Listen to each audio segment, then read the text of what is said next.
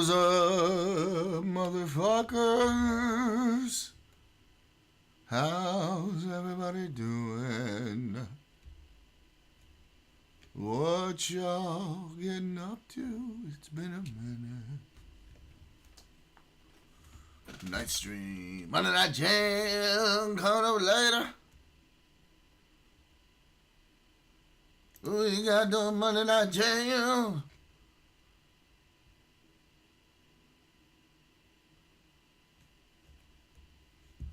That's right.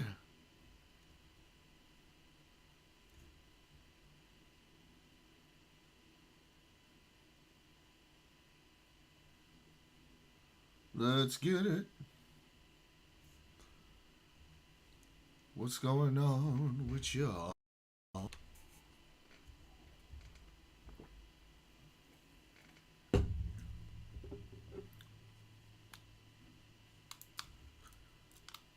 Damn, man. After the early stream, I ate some food and then I passed the fuck out. I woke up like 15 minutes ago.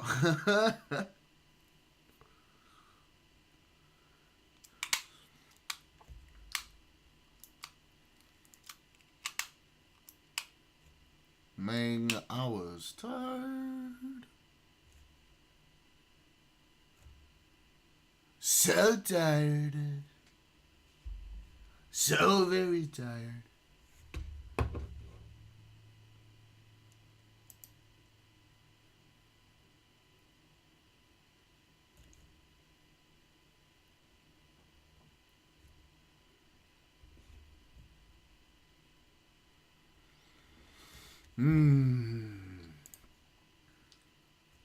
Let's get started.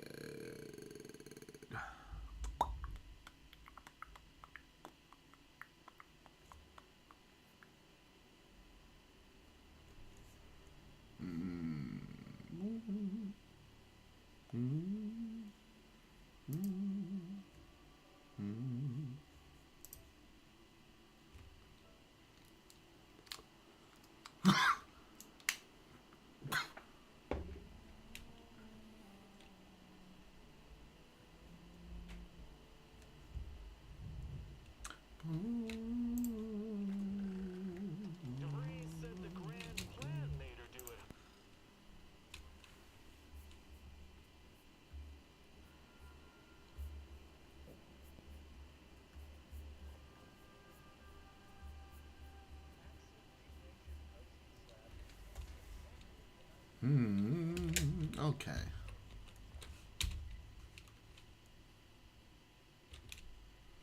Talk to new.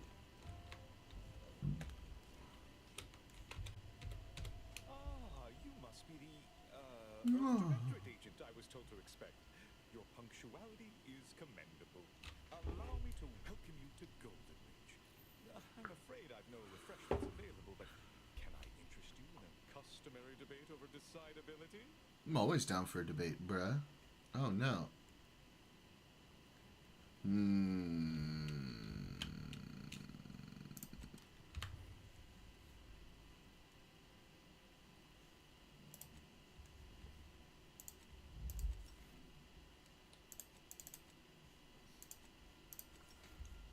Might as well.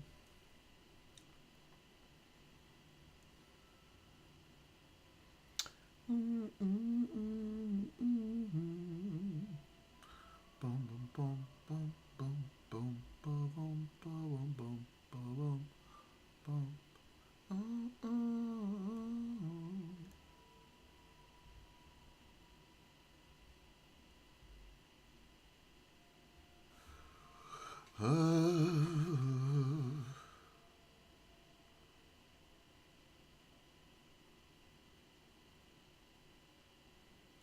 Okay, I like that. Okay, that's cool.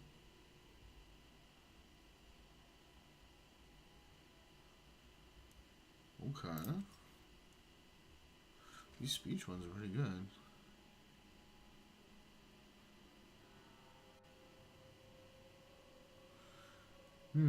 So the solution box cannot be frightened this way until the help is officially reduced.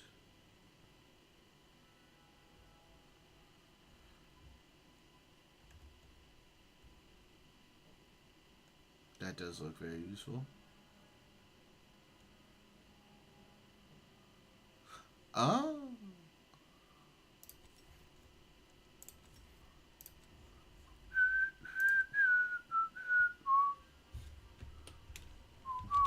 Seer Wiley predictors. That said, I've been instructed to assist you however I can. So, Oh. what brings I you wanted to Golden debate Ridge? about decidability. Shit. Victor? Oh, yes, Archivist Clarence. How we all doing? Such encyclopedic knowledge of engineering. One could almost mistake him for an exemplar. Is he in some kind of trouble? Victor Clemens, some kind of radical. What an absurd notion. Why? I must agree with my seer. I don't know him. Victor shed copious tears over a damaged data pad. It's difficult to imagine him capable of worse.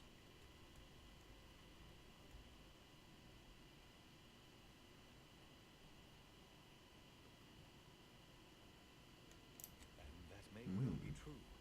But our standard of proof within the Order is not normally met by hearsay alone. Victor's currently supervising highly experimental research at one of our labs to the northwest, the Enray Range, beyond the invaders' front lines. Unfortunately, you'll need to go through the decommissioned autonomous extractorium to reach it. That path is less than safe, so I advise caution. Besides the highly caustic uranium, What's going on, chat? Is chat we've also working right now? mad cultists. I don't know if y'all are talking to me and there's just, or Wonder why Victor decided to y'all are just lurking. stay. Or if chat is... Oh! Tanyaru! That's some Brazil crap. What? What are you waiting on? What time? What is it that you're waiting on? I will not gluck gluck the country of Brazil.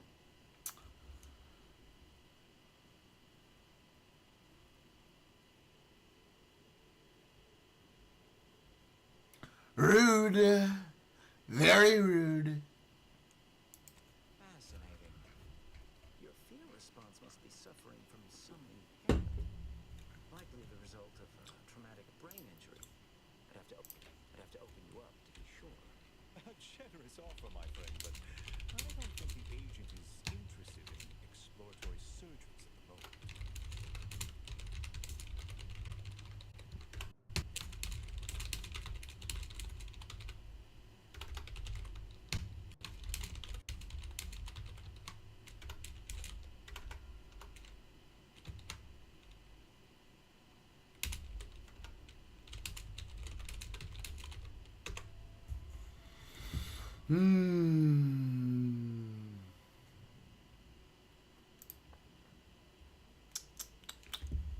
So what's up, Daniel? What's up, chat? What's Guan? Wagwan?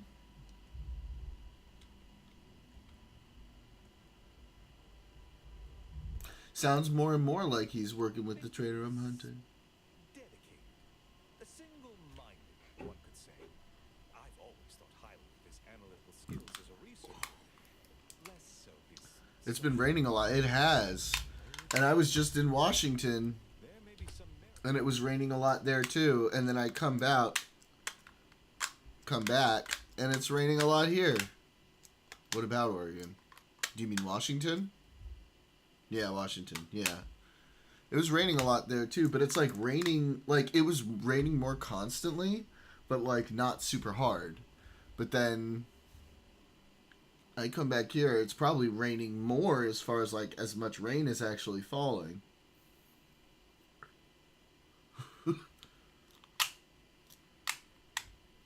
Washington was dope though. Those IRL streams were a lot of fun. Those cooking streams, that was a good time.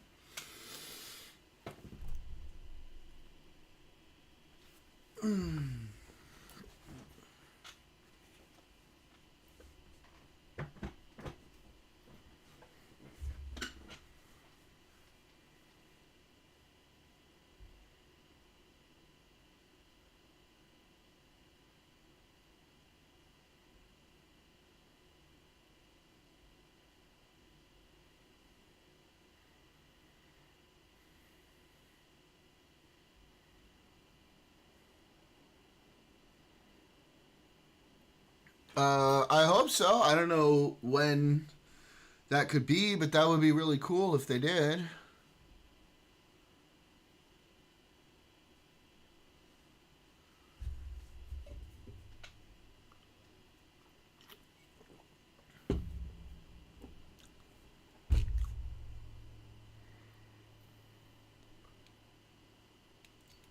We can try. We can try to make that happen. I'm sure.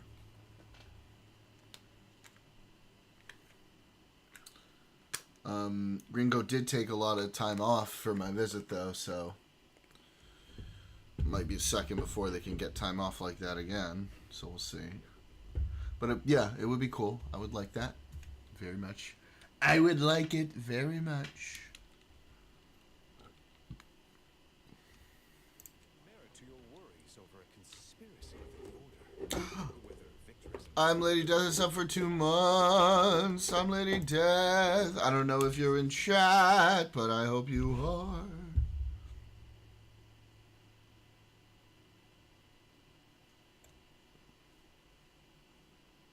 Yeah, I can link the story. There was some nonsense sweeping going on in Tiny's chat today. What?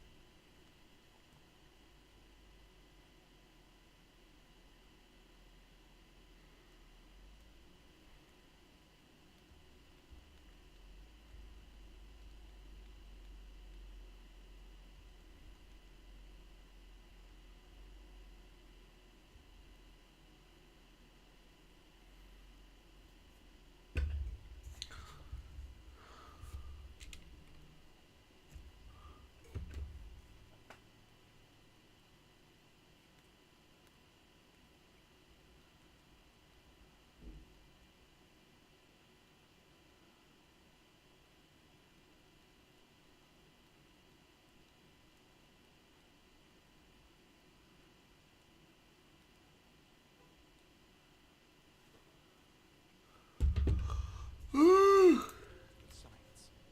I would be remiss if I failed to support an investigation. DoorDash driver complaining that she got fired after going into a customer's house to deliver an order. They were passed out, drunk, exposed, and she videoed it and posted it to her TikTok? Bruh. Obviously, you get fired for that. What kind of sweeping was going on? There can't be more to that story that possibly justifies it, does there? Yeah. Hello. Cello.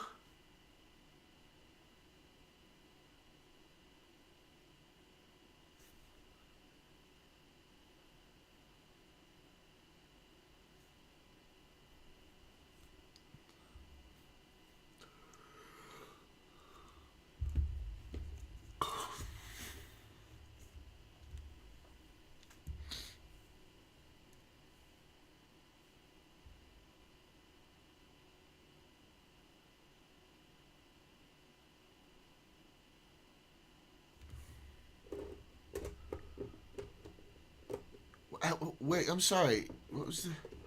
You have to look at the motive. She obviously didn't know any better. She didn't mean any harm. That doesn't matter. You can't, that's against the law. You can't do that. It doesn't matter if you meant to or didn't mean any harm. Why do they think a manslaughter exists? Hello? God, people are retarded.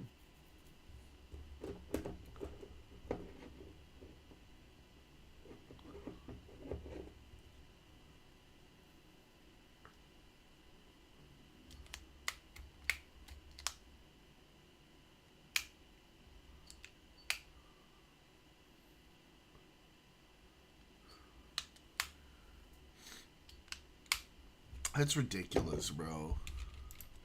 What's wrong with people?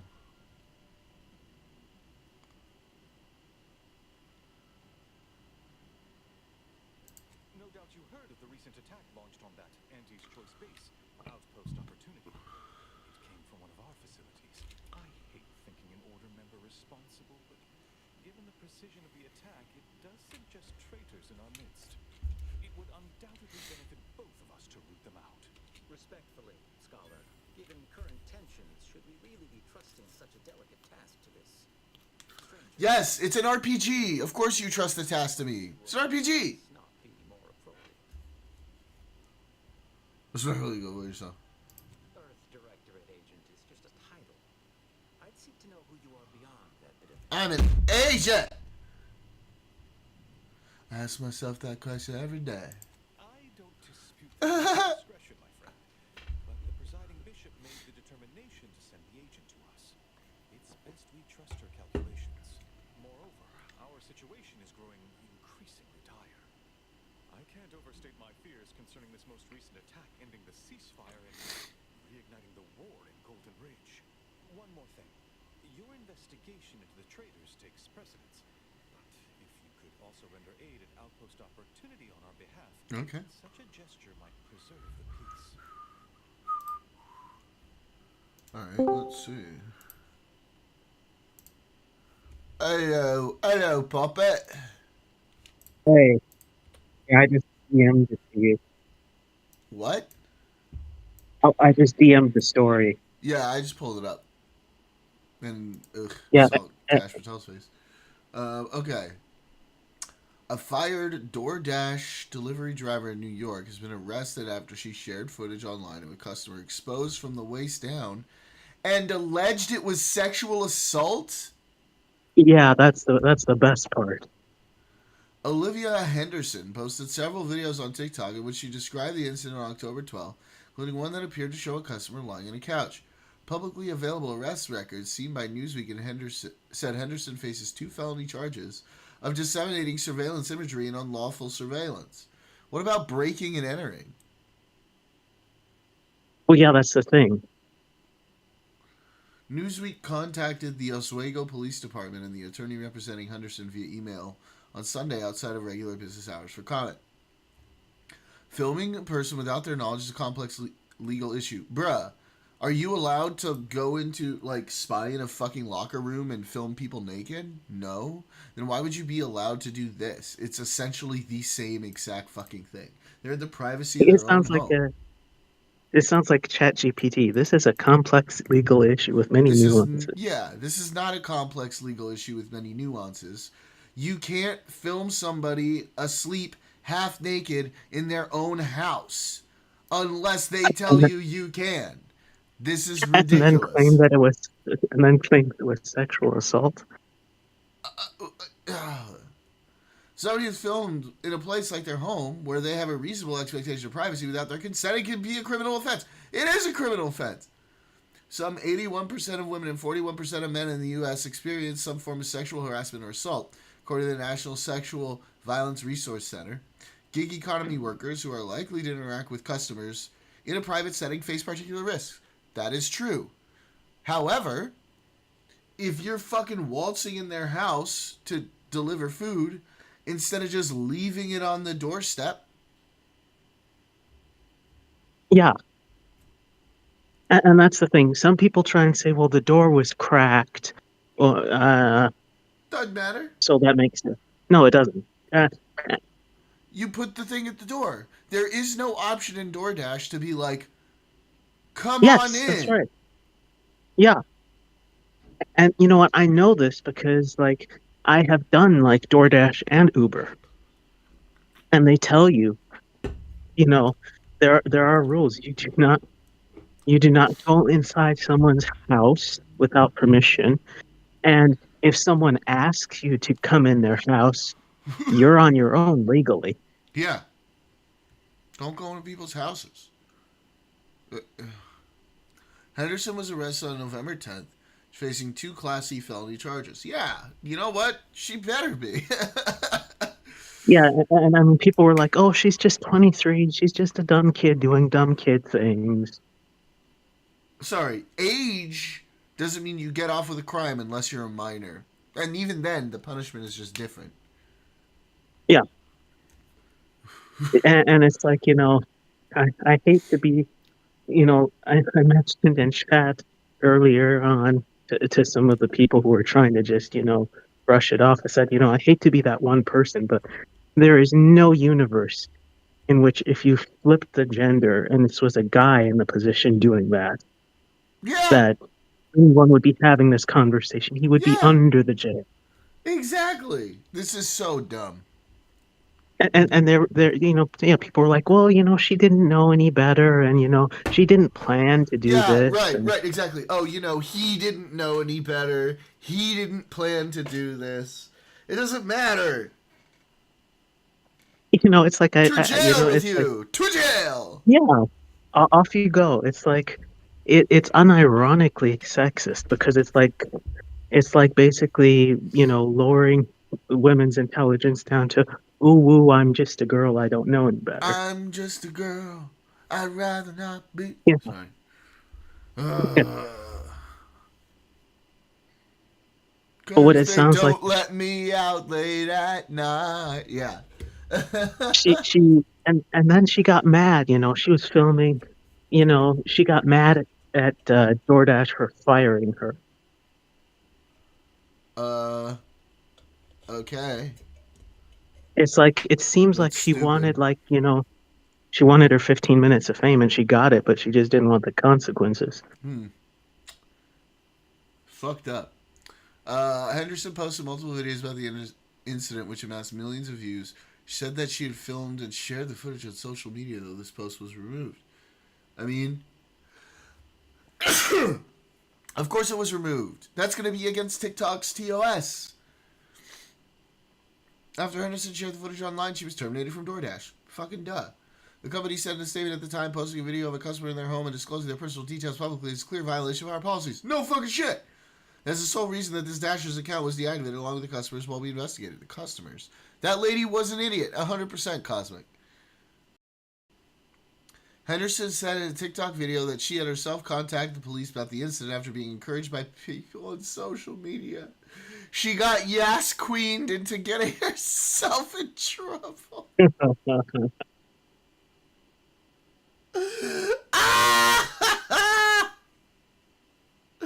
She got Yaslit into felony charges. That's amazing. What up? Yeah.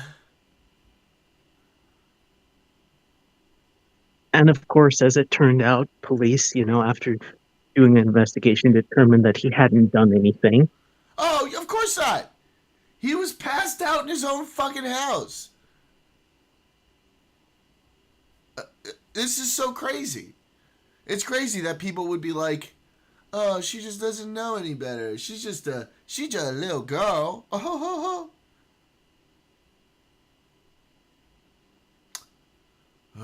In the most recent video shared by Henderson on TikTok, which was posted on October 26th, she said that her name is Olivia, but she prefers to go by Liv or Livy.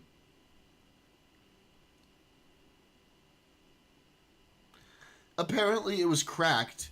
This DoorDash person goes inside and films him when he's asleep on his own couch, and then posted it on TikTok. And then when when DoorDash fires her, and she ends up getting felony charges because she went into somebody's house and filmed a person exposed within their own house without their consent, she's complaining that DoorDash fucking fired her. Bruh, she's gonna be lucky if she doesn't spend time in prison. Huh?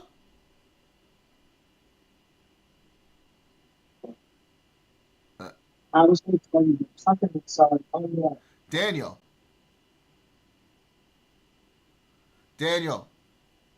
He left himself. Yes. You were unmuted. I guess you were talking to somebody. Oh, yeah. Yeah. What LOL damn could have been the start of a hub story. I know, but like the audacity of this girl to be mad at fucking DoorDash for firing her after she like literally essentially sexually harassed a person who was sleeping in their own home. What the fuck? They also confirmed the date of the incident that occurred as being October 12th, which is the date listed on the arrest record, though Henderson posted multiple videos TikTok in the days after the incident, which are still available to view on her profile. She has now not posted since October 26th and not spoken publicly around the arrest. My customer requested that my order be left at their front door. Okay, she's saying when I arrived at their house, their front door was wide open, and they were within eyesight of the front door, laying on the couch and decently exposed to me. Do not do anything. If they're asleep, bro, put it down, leave, and then report it to The fries in the DoorDash. bag. Or if you feel like you need a picture for evidence, fine. Do not post that shit on TikTok. Why would Yeah. you do that? And there's conflicting reports that the door was closed. But either way, she still Don't post chose on to go TikTok. in. Yeah, Well, and she chose to go in. Yeah, like if you want to get someone's DoorDash account banned because they did that, fine. Keep it with DoorDash. Why the fuck would you post it on TikTok? Yeah, and if you feel that it's especially egregious, then go to the police first. Yeah.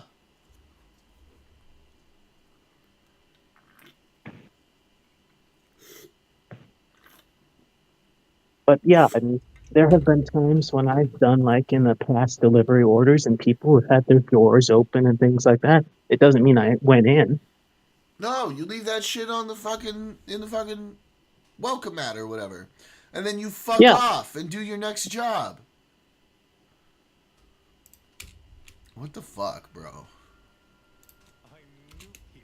Take this writ of investigative. And the guy's mad because he was soft and his cock looked tiny instead of Johnny sinsed up. Oh, that's funny. That's funny. Oh. No. You have an abundance of valid options for your next mission destination, Commander. Enway Range, Zeranium Manufactoring. Yeah, you know what that phone call was about? What? Oh, I'm being very, very stereotypical, but my mom was letting me know that there was a sale at the store for matzos. Nice. That reminds me, I need to get eggs for my matzo brie.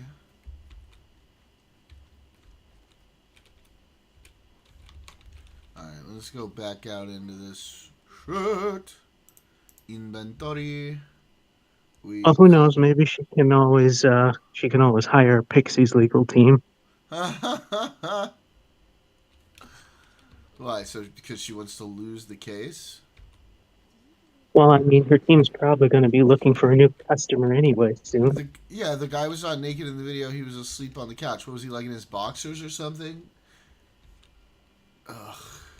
I think apparently, yeah. I mean, he's like, yeah, his underwear was down or something or whatever.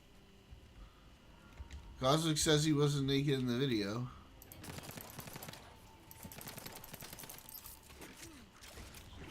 But he was asleep either way, and he didn't give her permission to come in. Right. And that's the bottom line.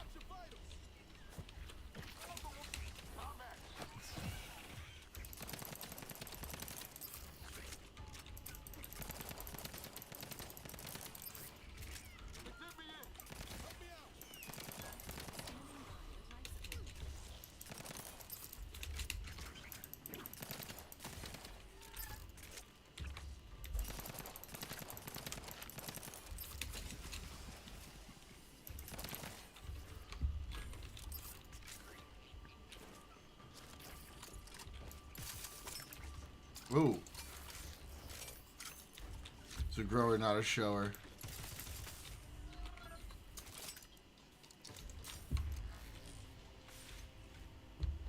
Damn, those were a little tough.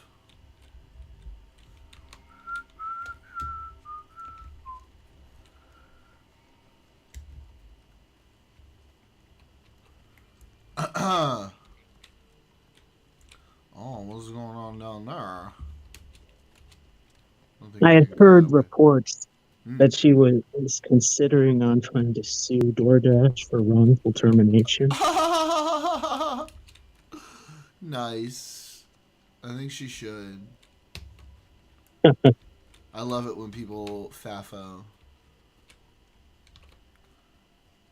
Did I catch a cold in the last 6 hours? Why?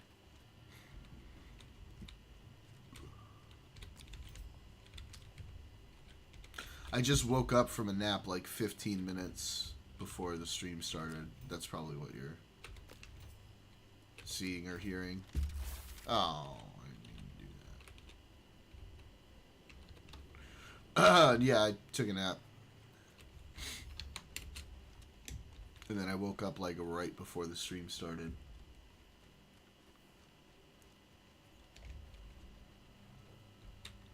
You know, I have seen like the weirdest weapon in that game on some other playthroughs. Uh-huh. It like dissolves things. It's like a bio Like, thing. this? Yeah, well, it's sort of like that. Yeah, because it shoots like whatever it is, and it dissolves. Yeah, there's like acid guns. Yeah. Yeah.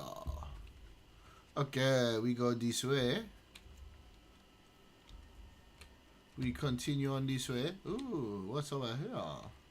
What Yeah, up and is down the over track. here? Okay. Oh.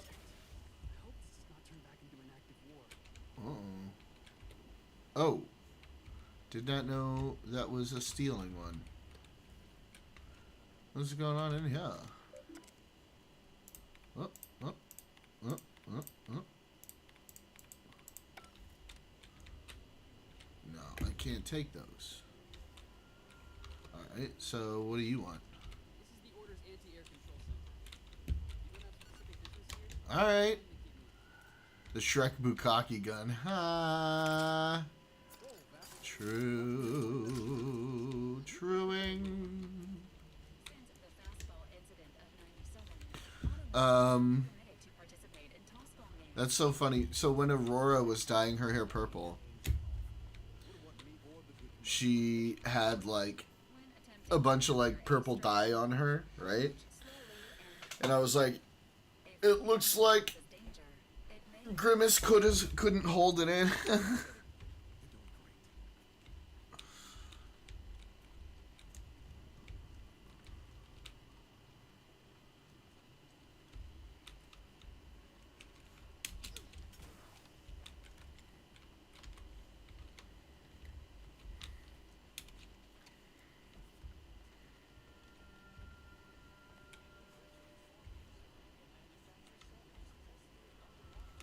Yeah.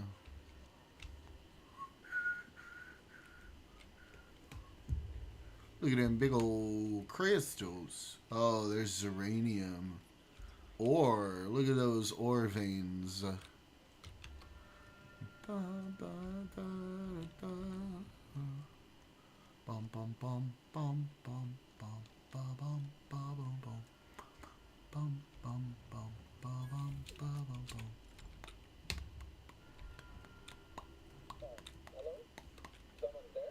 Yeah, me.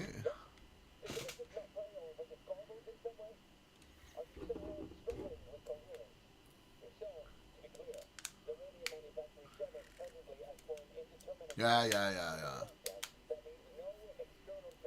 And no visitors. Duh.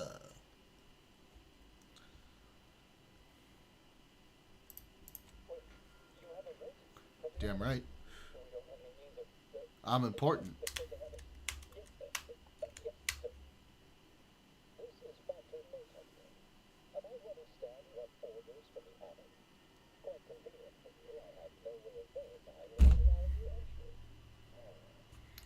Think of like an analogy to explain the DoorDash girl. Say I had a glass of water and I'm like, this water is really good.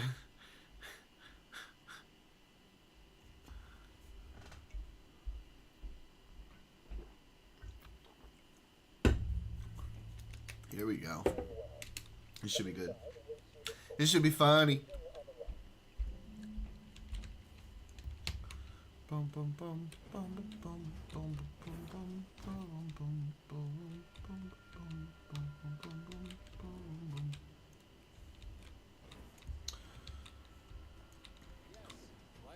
Monday Night Football. To send someone whilst we're contending with all manner of emergencies.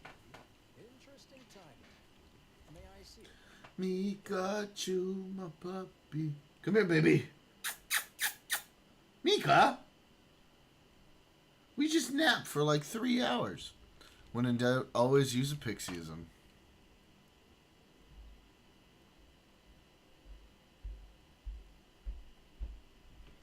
All right. Suppose we must solve each calculation with the numbers at our disposal. Mika. Sometimes I cannot fathom what goes Hi, on babers. but your papers do seem to be legit. Your papers are legit. So you can speak with Proctor Svoboda below. I'll send word you're en route. But fair warning, Come here. I cannot predict what reception you will receive. I expect your behavior will remain impeccable. As soon as I've seen Nice. you during the facility, I'll be along. You should drink water. Drink more water.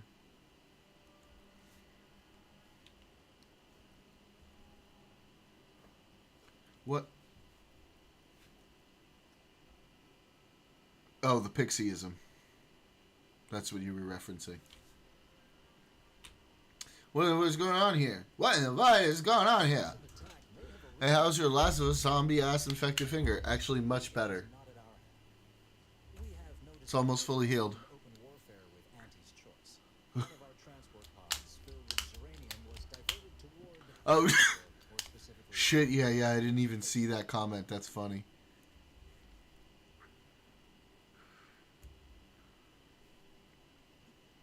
Transport pod. functionally correct, I assure you.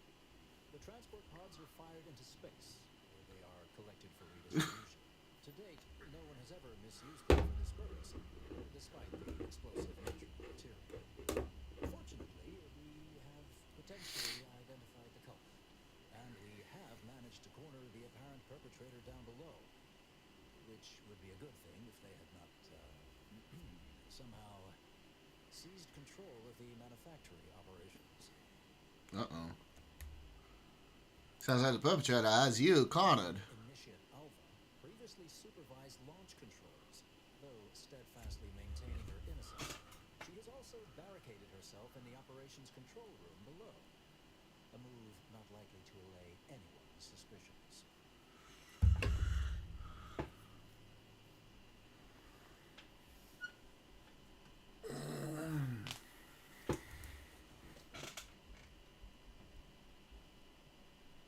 An understandable perspective. We got a word for that in English. I admit It's called suspicious. you are on hand to corroborate current suppositions. May your query yield favorable results. I don't like the way you talks, fancy boy.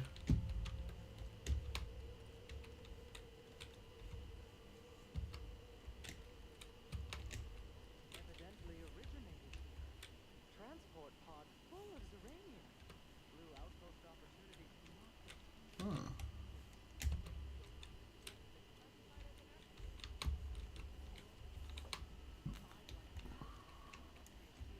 The Proctor's a low-functioning functionary at best.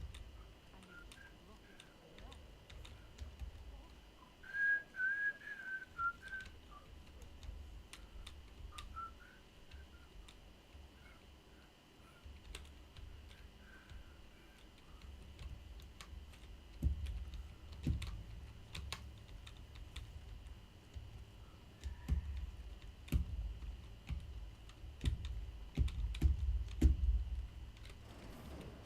Oh. Dude, I can't wait till Tiny's back on a regular schedule again. Him not being on schedule much is actually kind of fucking my numbers, too. Shit.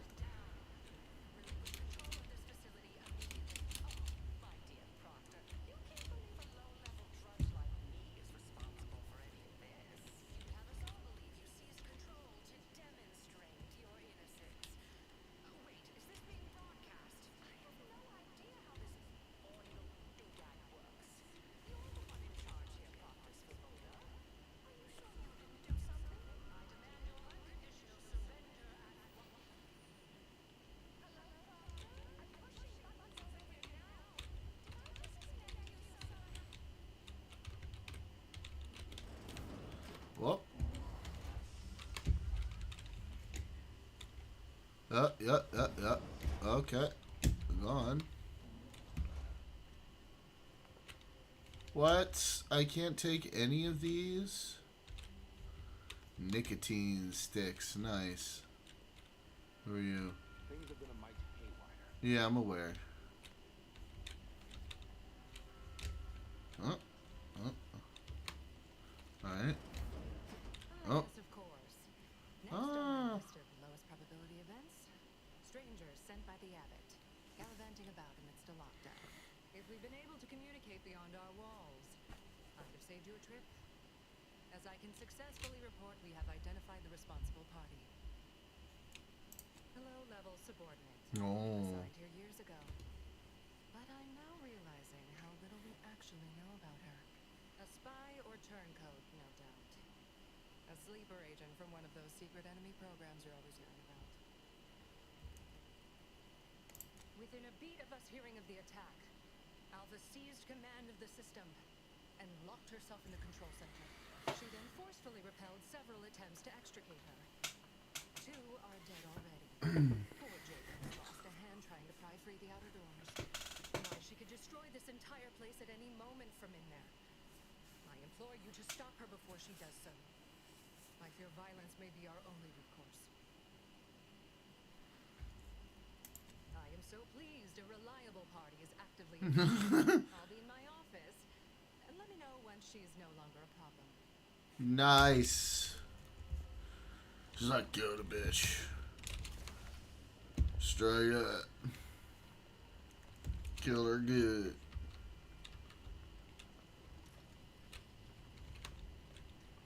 What up, Barcode? How ya doing? Good to see ya.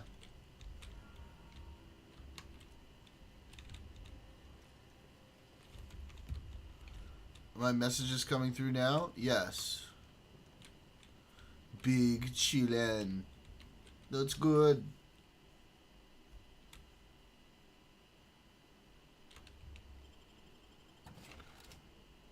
We got Anna de Gapmas.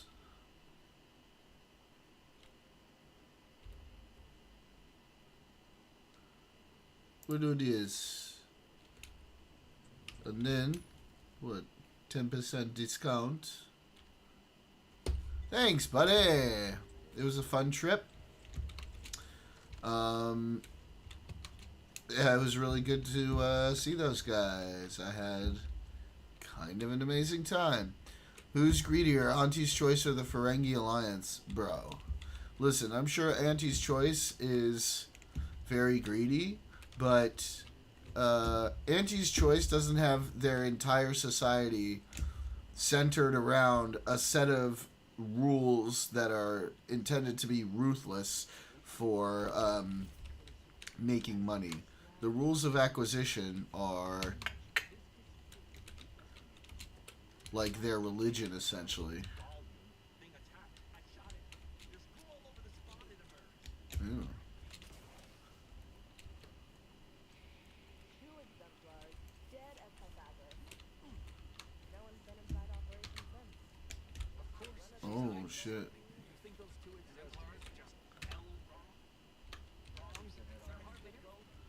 Oh, shit.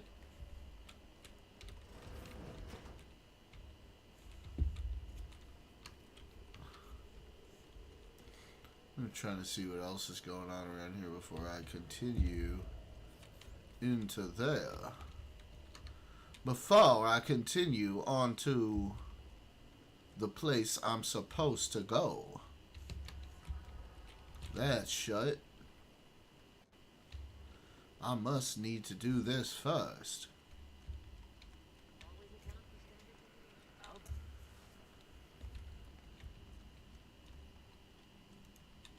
May all your endeavors add to the equation. Thanks. Tanks.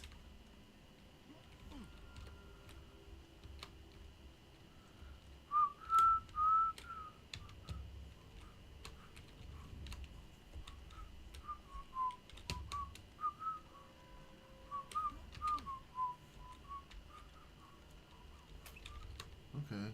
So that is the only place I can go right now is operations. Circumstances proceed toward intended results. Glad those not skilled at math can fulfill some other Always function. account for standard deviation.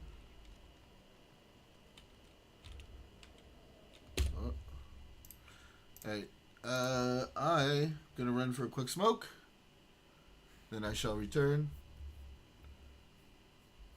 You guys keep chatting. I'll be back in a second.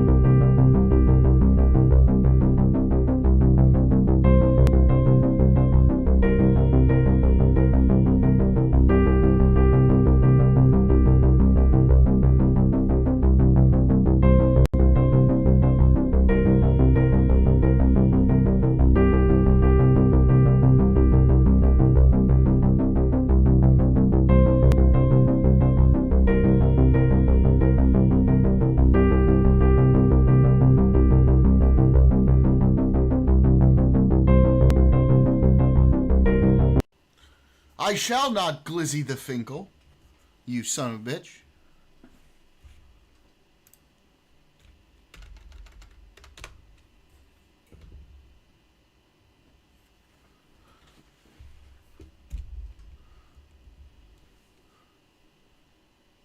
What up, neighboroonie? Was is up?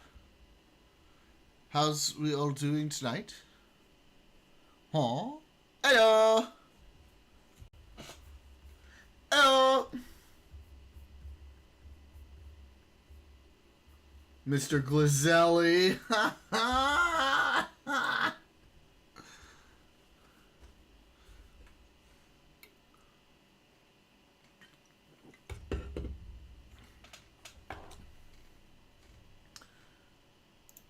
Alright, let's see.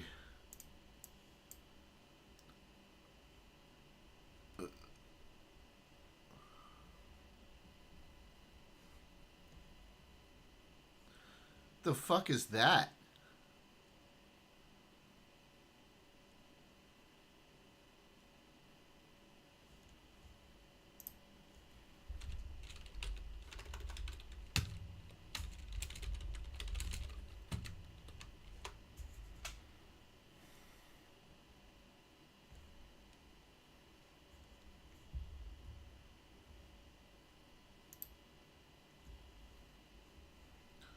I've never seen that piercing before. It looks like a fucking paperclip. MTG Goth Mommy. It's like Alt Mommy. Marjorie Trader Green.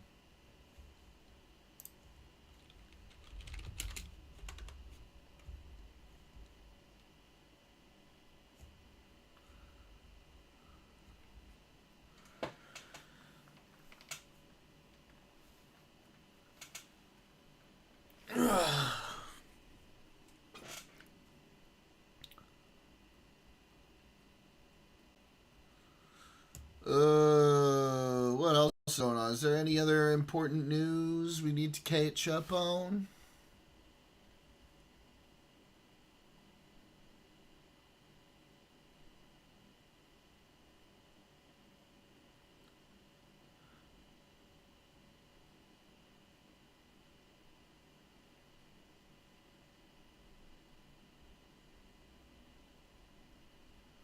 Is it McDonald's Franchisee Summit? No, let me see.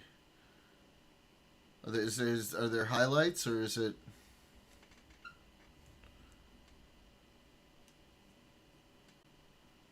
Or was it just the usual slop? The standard slop.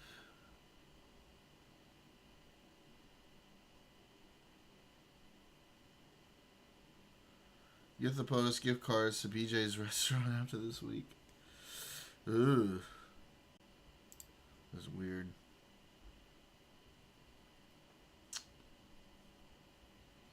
That's weird.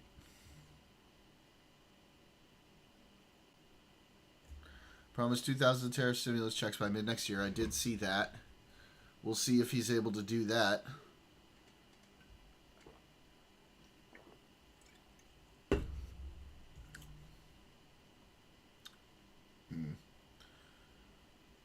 He keeps talking about that. I don't know if they'll be able to actually pull that off.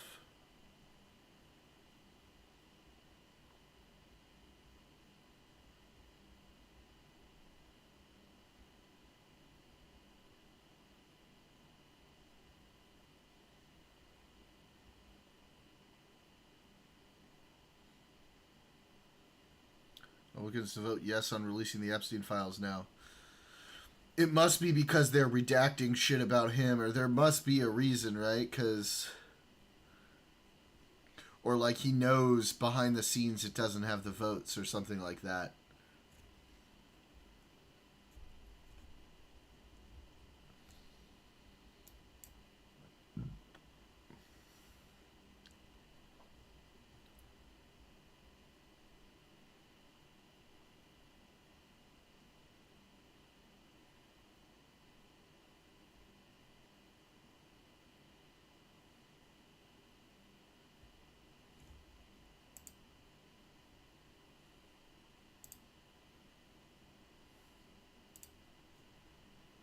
Big votes tomorrow at 10:30 a.m. Pacific. Oh, shit.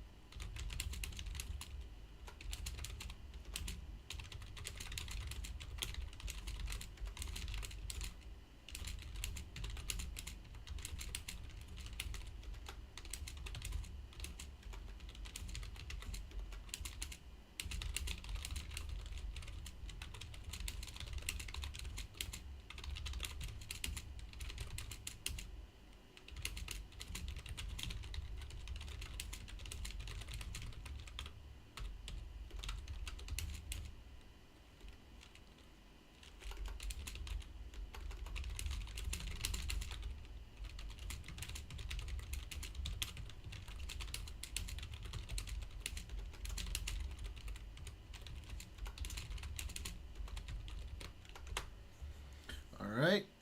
Let's see. Was this?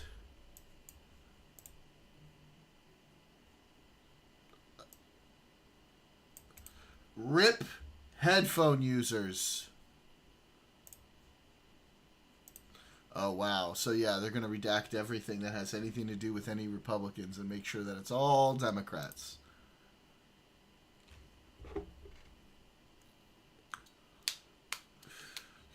They already said Bill Clinton wasn't a thing. Oh, you're not getting audio. They already said Bill Clinton wasn't a thing. He's such a liar. Here's what I want. We have nothing to do with Epstein. The Democrats do. All of his friends were Democrats. You look at this Reid Hoffman, you look at Larry Summers, Bill Clinton, they went to his island all the time, and many others. They're all Democrats. All I want is I want for people to recognize a great job. He's got like one eye now that's always more open than the other. He's always talking like this. That I've done on pricing, on affordability, because we brought prices way down, but they're going way He didn't want to talk about affordability. lower. On energy, on ending 8 wars, and another one coming pretty soon, I believe. We've done a great job.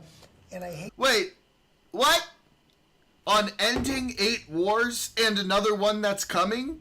So, we've done a great job on ending 8 wars and starting one? What?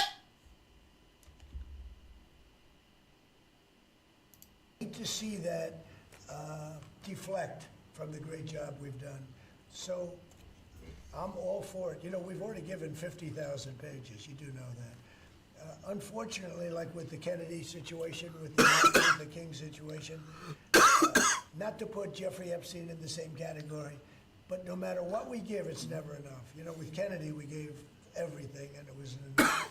With Martin Luther King, we gave everything, and it's never enough. We've already given, I believe the number is... Yeah, it's not enough because you engage with lots of conspiratorial thinking.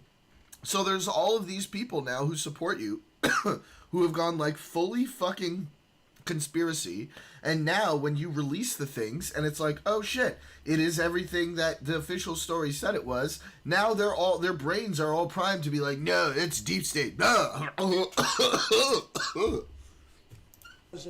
Pages, 50,000 pages, and it's just a Russia hoax as it pertains to the Republicans. Now, I believe that many of the people that some of the people that we mentioned are being looked at very seriously for their relationship to Deep Jeffrey Throat. Epstein. But they were with him all the time. I wasn't. I wasn't at all. And we'll see what happens. What I just don't want Epstein is detract from the great success of the Republican Party, including the fact that the Democrats are totally blamed for the shutdown. You know, they cost our country hundreds of billions of dollars with that, at a lot of inconvenience. So I'm for any. I don't. They can do whatever they want. We'll give them everything. Sure, I would. Let the Senate look at it. Let anybody look at it. But don't talk about it too much because honestly, I don't want to take it away from us. Fuck. It's really a Democrat problem. The Democrats were Okay. Epstein's friends, all of them. And Water it's a went down the hoax. wrong whole pipe. thing is a hoax.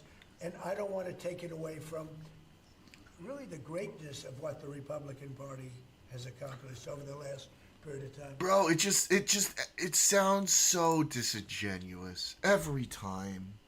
It sounds so disingenuous every fucking time he speaks. Good God.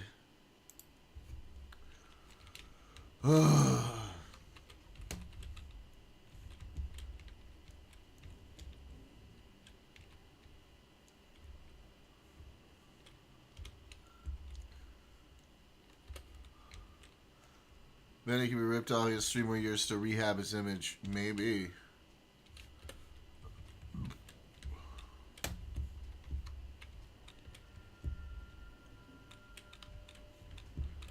Fuck, man. Oh, hello. A visitor. Who is it they're sending now? Me. That's who. Who are you, dear? You're what? Some magic for hire. Oh, no, I can see it now. Earth Directorate, yes? Like Commander Zane. Might sell F-35s to the Saudis. Why? They won't know how to use them. Brought with you. A friend The Saudi military forces are fucking lame. seems sad. Is she talking about me? Oh, my. That Earth Directorate support mech is a design classic. All this for me. Fear I hardly deserve such attention. This entire business is just a terrible misunderstanding. China could try to buy them from Saudi Arabia. Oh my God.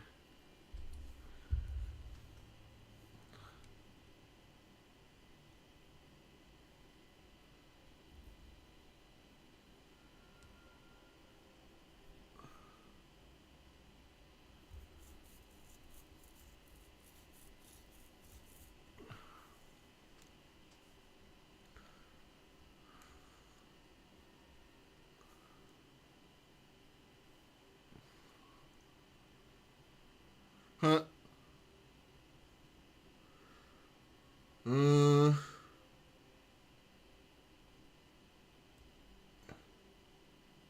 Yeah.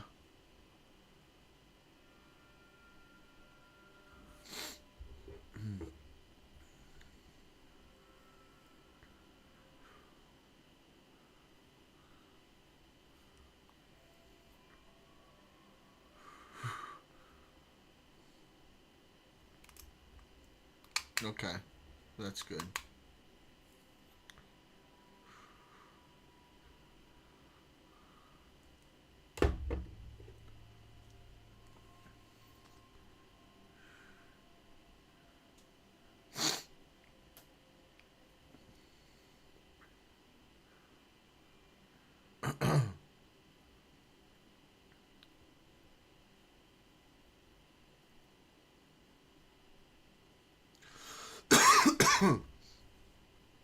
He's gonna try to sell them to Qatar soon, I bet.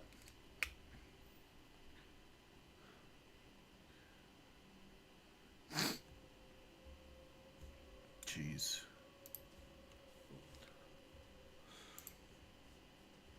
Oh, believe you me, I'd like to know that more than anyone.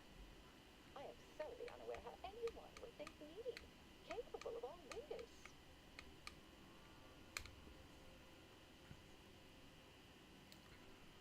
I was apparently at the wrong point in space at the wrong point in time. Really? Do you see me, a saboteur? Or don't they always attempt to, know, flee the scene? Hamas F-35s via cutter. I'll tell you exactly what happened. Our transport pod leveled outpost opportunity. I immediately realized someone must have bypassed my terminal. I initiated a lockdown to block further traveling. Had I not, additional attack. Now, despite a long record of dedicated service, who's being blamed for this calamity? Me, somehow.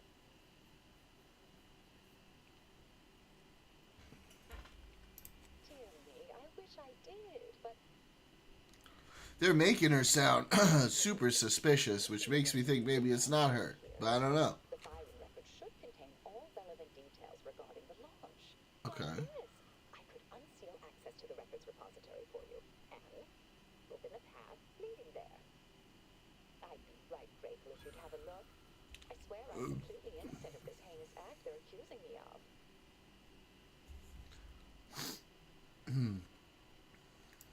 Certainly, of course. If you help me uncover who's responsible, I'd appreciate your help, dear. This is so sus. All of this is so sus.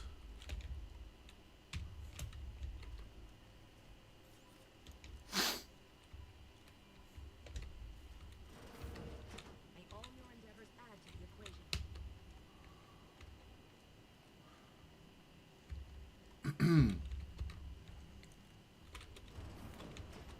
What's going on here?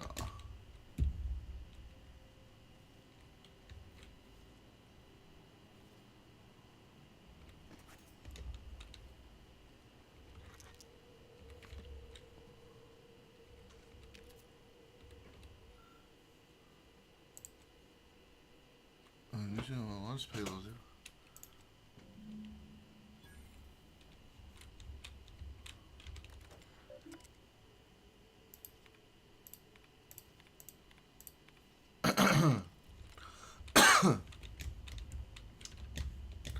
All right. Well, this says you did it.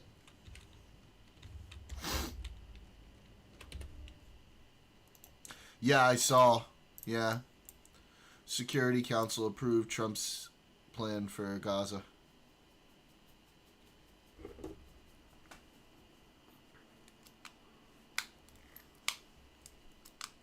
Yep.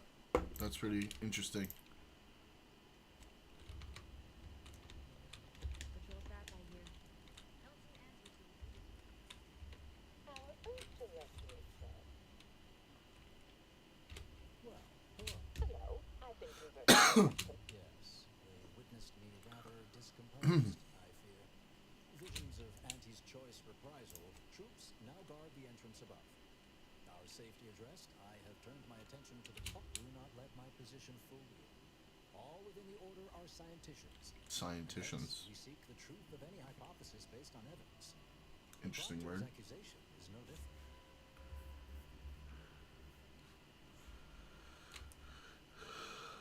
I got my eye on you, guy. Somehow, one must keep one's eyes wide open in such times, I suppose.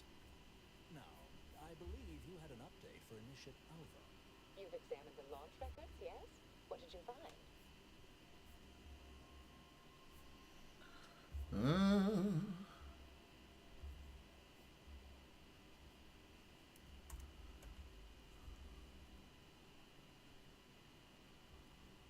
I suppose the data wipe was meant to cover their trail. The physical records would have been altered, dear, presumably by some difficult to discern chemical means. This is all sus. What do I...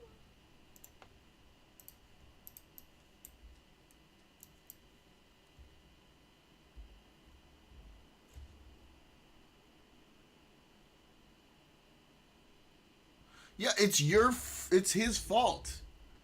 It's his fault, you fucking idiots.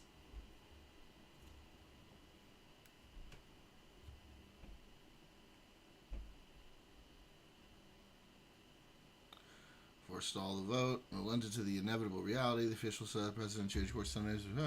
Allergies now is give Republicans a perceived win, so he can go back to their district and say, I voted to release the Epstein files. President remains frustrated that members of his own party have essentially laid a trap he cannot avoid, in part because administration officials insist there's nothing more substance for them to unveil. a trove of materials handed over by Epstein's estate to congressional investigators and released to the public last week. In a 2018 email, Epstein wrote claiming Trump knew about the girls, apparently referring to the underage girls Epstein was accused of trafficking. Trump has denied wrongdoing in relation to the Epstein allegations, and no evidence has suggested that Trump took part in Epstein's crimes. The president also said he and Epstein had a falling out years ago. Some Trump allies in the House, even those who plan to vote for the bill, agree the expected vote won't put the issue to rest. House Oversight Chair James Comer, God, I hate him so much, whose committee issued the subpoena to Epstein's estate for the files, called further congressional action a show vote, adding that the Department of Justice has turned over what they're legally allowed to turn over. White House official echoed Comer this idea that the federal government is in possession of documents they can legally hand over with respect to Jeffrey Epstein. We're keeping them from the public as fallacy, like it's not true. But Trump still believes Democrats outplayed the GOP. It's probably why he's so angry with his party when he tried so hard to prevent the House from voting, said a person close to the White House granted anonymity to discuss the Epstein case. It's his fault! He fucked it. He made this a big deal. Ugh. POTUS doesn't like to be told what to do or give Dems a win, so he's been fighting it. Yeah, because he's a fucking child. Still, the realization that he'd be on the wrong side of the vote left Trump no choice but to give his blessing. House Republicans should vote to release the Epstein files because we have nothing to hide. It's time to move on from this Democrat hoax, he wrote Sunday night on True Social, adding, I don't care, in all caps. All I do care about is that Republicans get back on point, discussing economic issues. The move allowed the administration to maintain Trump had never actually opposed the idea of releasing the files so much as he was upset that Republicans played it in Democrats' hands. He actually didn't change his mind, by the way. You're all just stupid. He actually didn't change his mind, okay? You're just retarded. Said a senior White House official granted anonymity to discuss internal thinking. He just truthed what he's been thinking. The problem is a part of the Trump administration's own making. Thank you. Attorney General Pam Bondi in February resurfaced the existence of such a supposed client list telling Fox News it was sitting on my desk, awaiting her review. They're so incompetent. House Republican leaders could put the disclosure bill up for a vote as soon as Tuesday or Wednesday under so-called suspension of the rules, fast-track procedure requiring a two-thirds majority vote for passage. Senate Majority Leader John Thune isn't expected to announce whether he'll bring up the Epstein measure until it passes in the House. Fucking hell, man. I know about this sort of thing.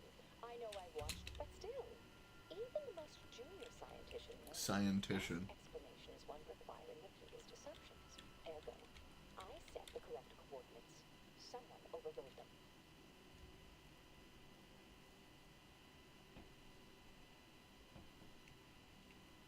There should be ample time for regret later, dear. For now, I'll admit the armchair investigator in me wonders about Proctor's. Someone may be pulling her strings. This is so sus. All of this is sus. Like you say, isn't it? Now, what you uncovered appears to imply two further avenues of inquiry. A uranium leak occurred moments after the launch. I imagine it may have been used as a diversion, allowing the culprit time to falsify the record. The overriding of the coordinates also deserves a look. Don't you think? Yeah. I can speak to the court. All commands are routed through the hub in central processing. If one meant to accomplish what you're suggesting, I Okay. expect this uranium leak stemmed from alterations in control boards and refinement logistics.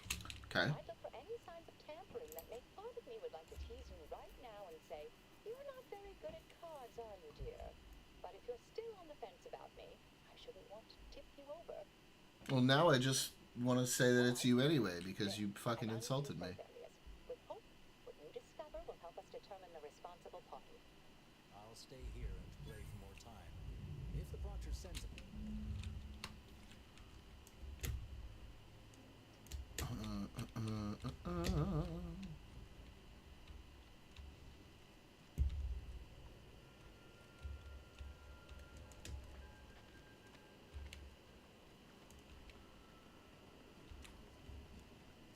Svoboda sure has it out for that shit.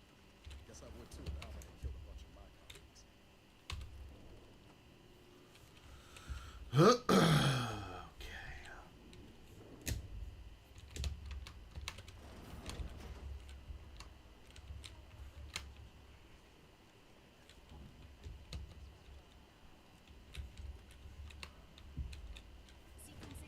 Whoa!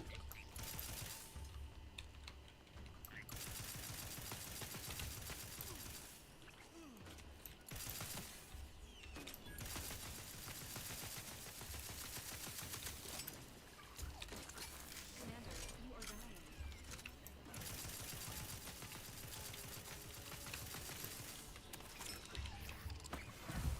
Whoa!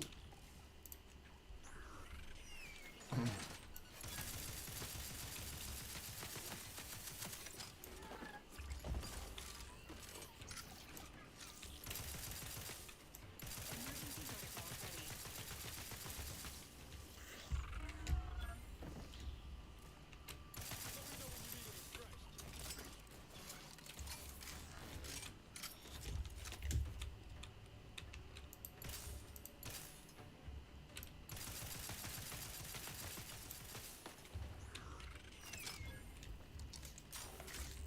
Trump is telling Republicans to vote for it. It's going to be pretty telling that any don't. Yeah. They just keep being dumber and dumber about this whole thing.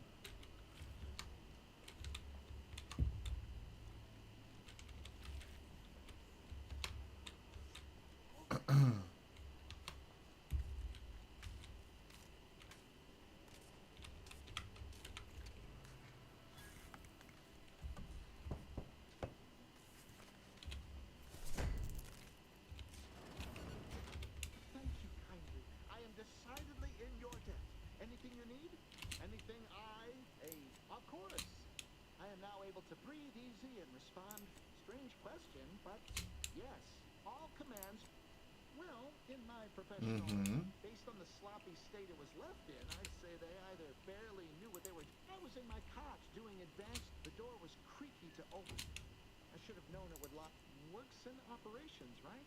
Always on about. Well, careful on your Okay, way out. interesting. Try not to be liquefied in some Thanks. Oh. Could have done that too. Interesting.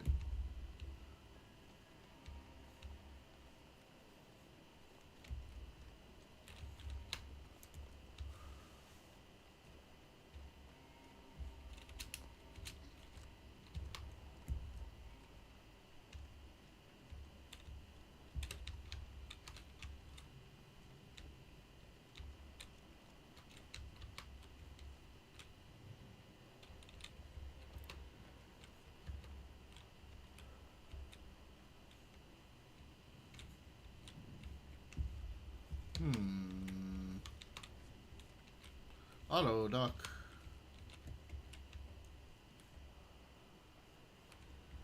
Man, you guys gotta. There's a lot of shit that's fucked up here.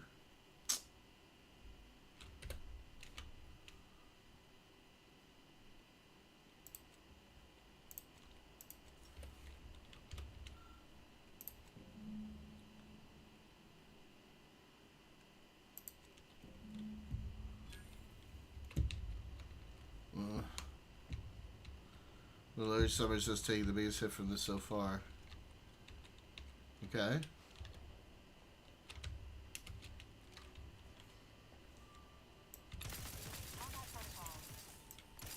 Whoa!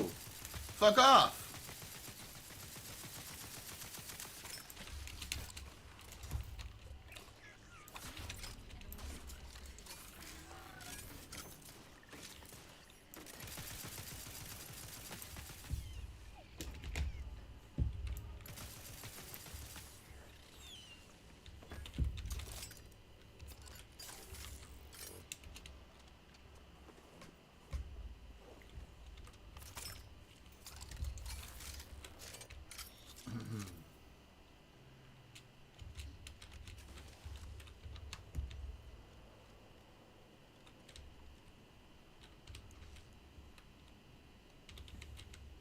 I think she likes you.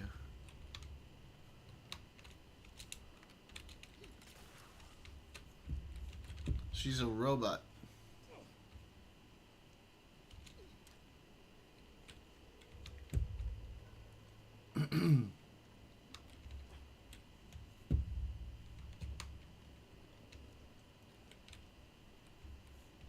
That's all this was for?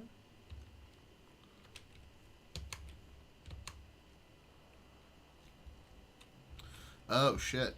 Interesting.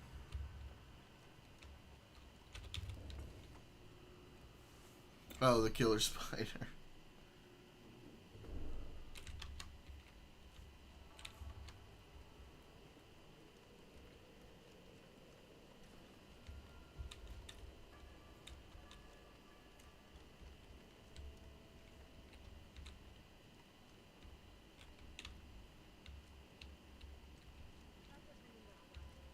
Investigator.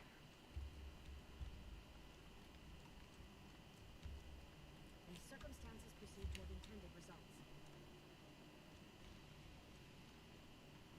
Something about that Alvin doesn't square. Right. And she called me sad. I'm not sad. Just for the record. Haha. Respecting one's elders is considered good manners in most colonies. Exceptions may be made for violent offenders.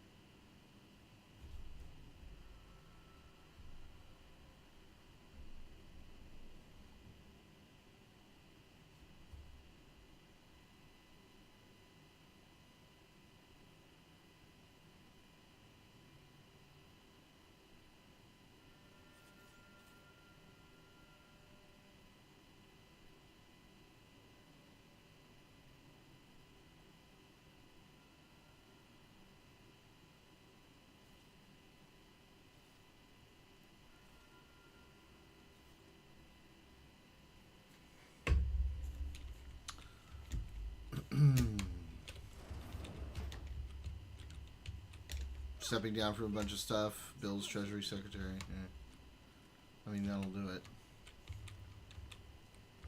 Oh. Hey-oh. Toxic Zeranium.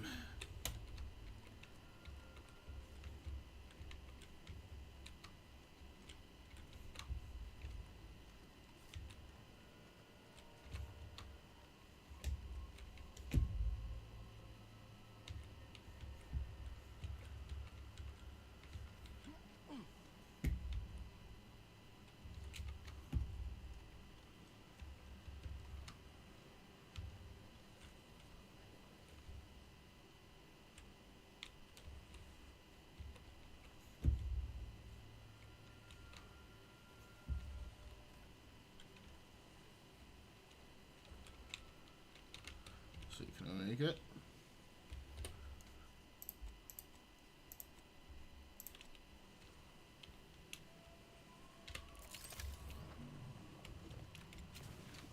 Yeah. Oh. Hello.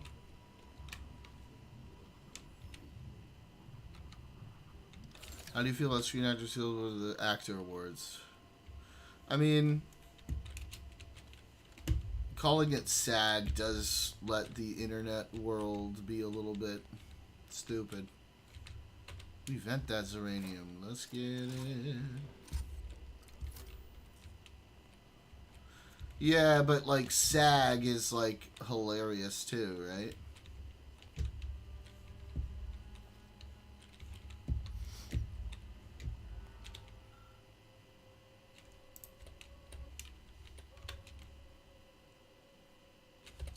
I have none of the things necessary. Closure subsequent. Okay.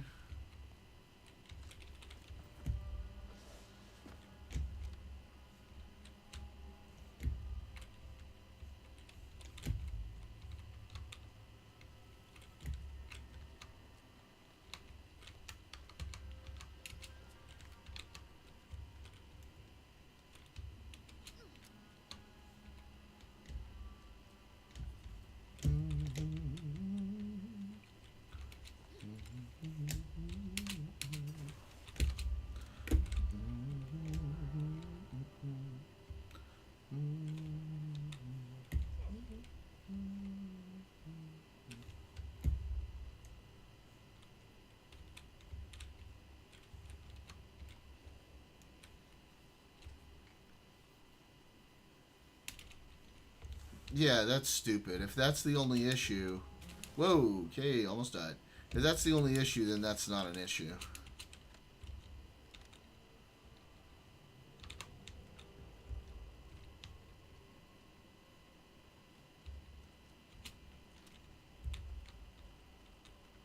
What's over here?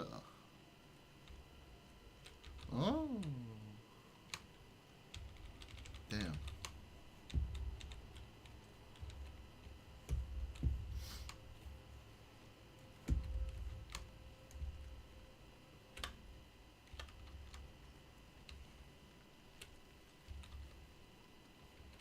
What? Yeah, I mean, like, I don't know, man. You can't just assume things from somebody being close with somebody. Lots of people are close with people. I suspect I have you to thank for turning up tremendous. This card will allow you into our... Nice. Finally. My failures to cast an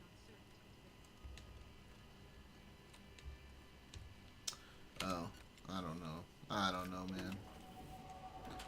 Oh.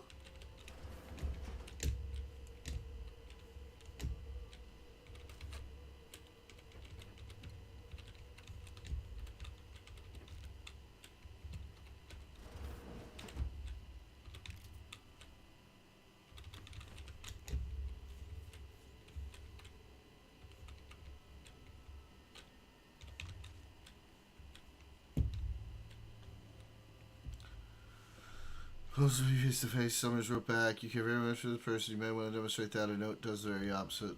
Epstein wrote back. It's literally just dating advice.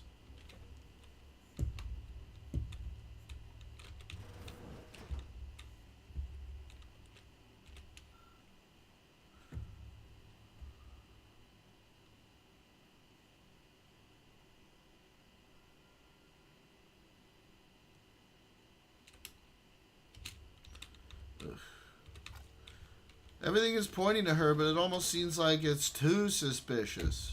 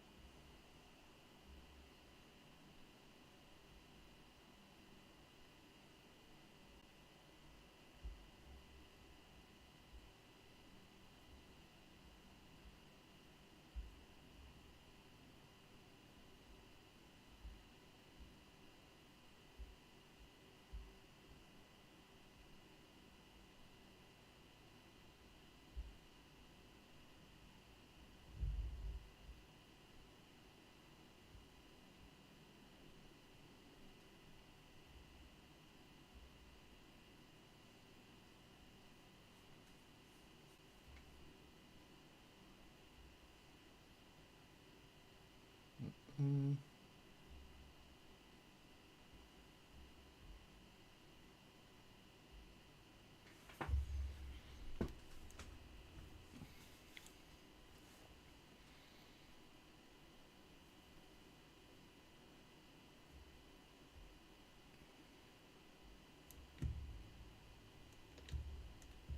Okay.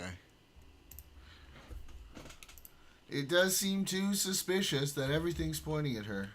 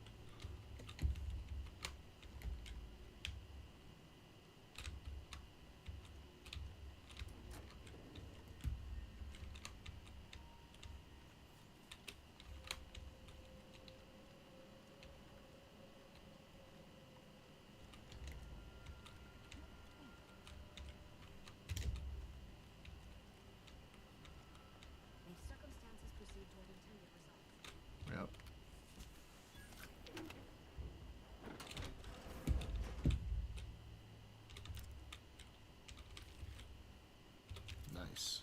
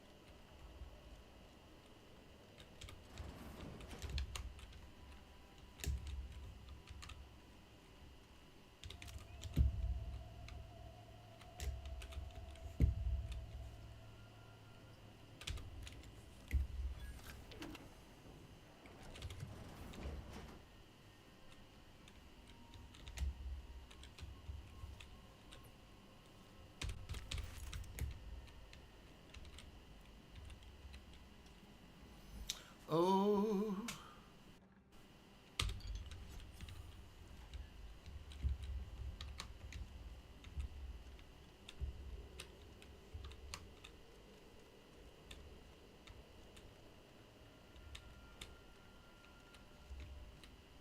Oh, hello, dear. Why, we were just talking. Or specifically, potential implications for a multitude of troubling scenarios, based on probable results of your investigation, downstream outcomes, and such and the like. You know how the order is. Always calculating about things. But please, tell me what you discovered.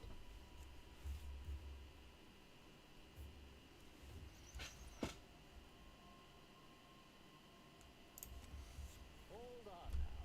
We should really discuss what you found. I'm sufficiently certain our functor is conspiring with an outside party. Wait a minute. You're going to what? Our investigation, it's unfinished. And you're an initiate. What are you Oh, I see you two thought you were proving my innocence. No, you were helping identify my target. I'd advise you dears to help or stay out of my way. Proctress Vaboda needs to pay for her actions. Damn right.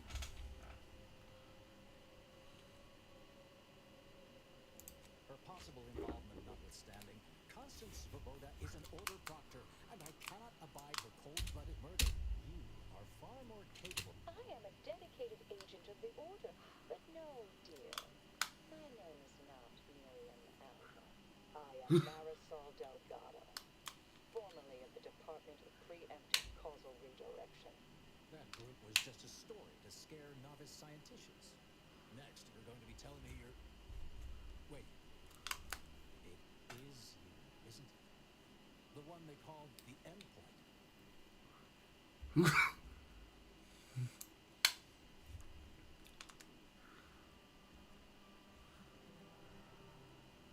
I must admit, I'm not entirely sure. The rumors about your department. They said anyone who might delay the equation being solved disappeared. If there are any hints of truth to that, I find it severely at odds with Order tenets for balancing efficiency with humanity. This is hardly the time for a history lesson or debate, I'm afraid. That you are who you are, and are standing right, and have been here for years. It's all much to digest. I suspect your methods are not my own, nor the Order's, as I know it. I fear your intentions for Proctor's Svoboda.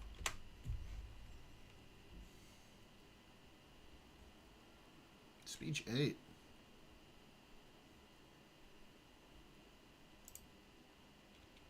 I cannot be party to this, but neither shall I stand in your way.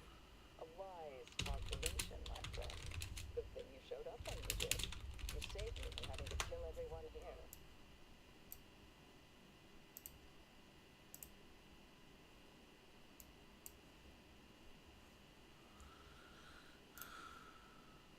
Vaboda has much to answer. What's this? What are you doing here? Come to surrender, I take it. After decades keeping this identity, your inexpert blundering has rendered it obsolete. I am Marisol Delgado, former head intercessor of the Order. This would be an ideal time to confess everything before you die. probably be party to all this. Not with her vast misdeeds so readily apparent. Our investigator has definitively determined my innocence following a thorough investigation.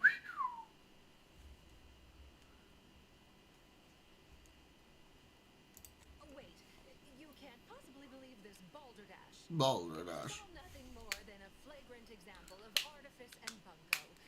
An elaborate song and dance from an admitted imposter. Enough, traitor. You made your play.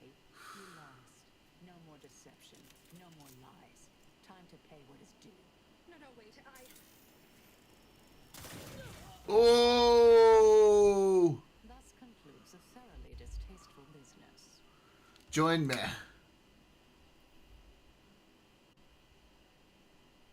Best search her office. Someone clearly was. Updating threat assessment of Marisol Delgado to hi.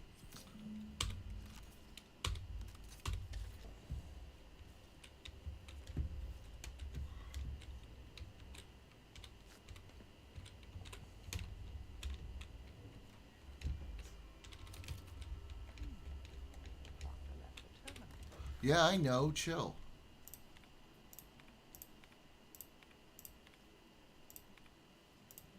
Terminal unseal the effluvium repository. That's traditionally off limits. Ideal spot to hide something. We should take a look. Further correspondence.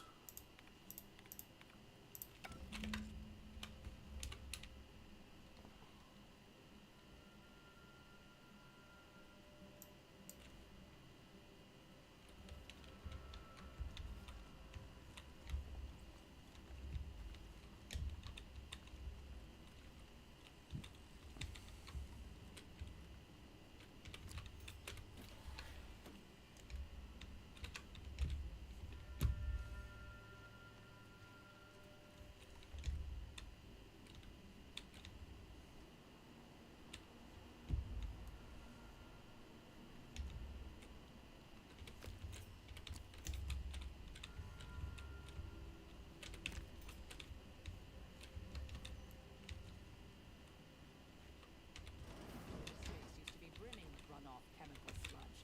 It's been renovated, I see. Another terminal. Go ahead. You should have the honors.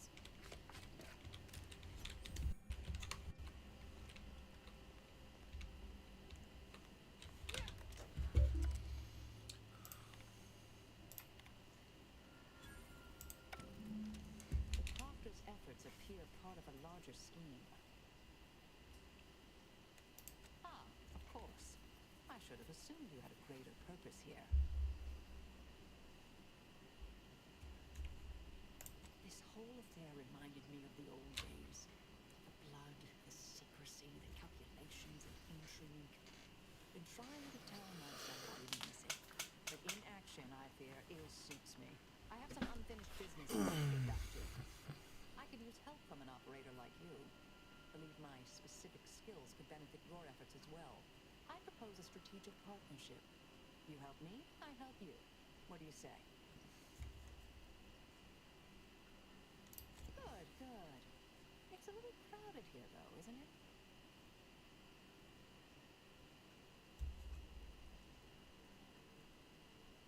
Sure, I could use a few ticks off my feet.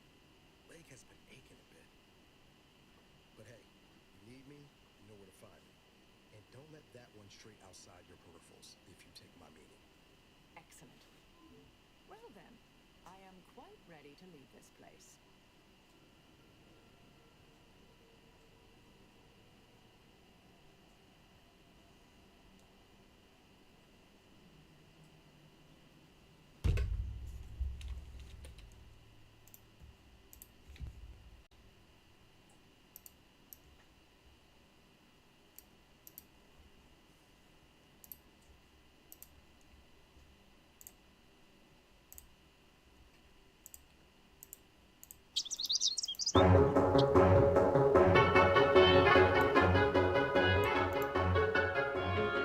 For most of human history, every day was a brutal search for food, shelter, and safety from that big cat set on using your femur as a toothpick.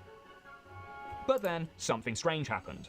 one clever cave dweller smashed a stone with another stone and created a smaller, sharper stone that turned animals into food faster. This act alone triggered a multi-million-year journey of tool refinement that culminated with you watching this video on your phone right now. But then, when you oversimplify it for a second, how much has actually changed? After all, a computer chip is just a bunch of smaller stones that some clever lab dweller smashed into a thinking machine. Except instead of using it to brain another mammal, you can just use it to order a bike-mounted minority to chauffeur 20 chicken nuggets to your front door at 11 a.m. We live in decadent times, where our short-term survival is all but certain, but our purpose is not. Welcome to the Second Stone Age. Welcome to Slop World.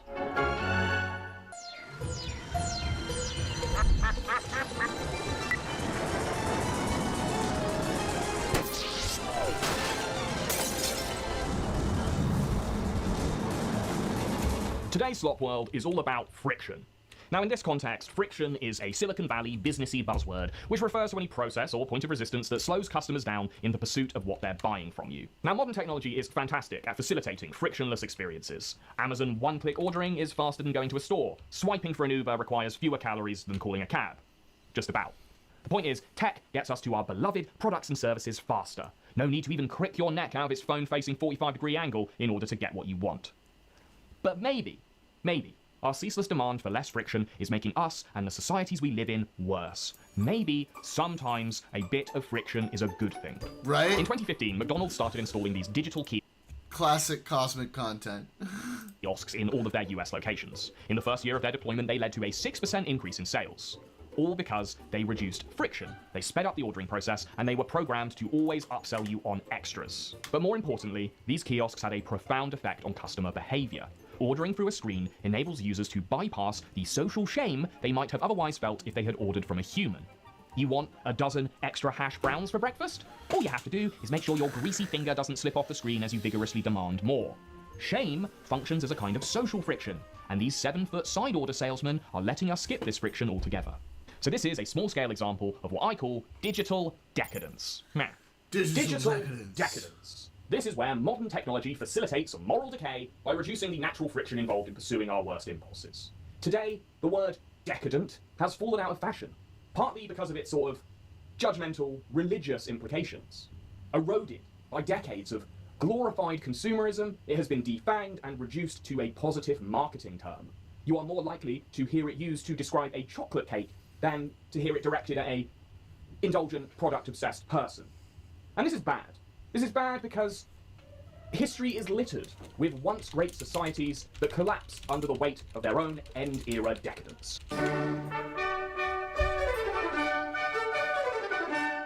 The Roman Empire, Heian era Japan, pre-revolutionary France, Qing dynasty China.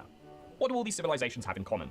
Well, they were ruled by elites who had closed themselves off into vacuum-sealed worlds of excess, becoming so alienated from ordinary life that they lost any semblance of perspective on how to run these societies that they were in charge of. Now, what makes today different is that the frivolous luxuries that these elites were distracted by have now filtered down to the bottom of society as well.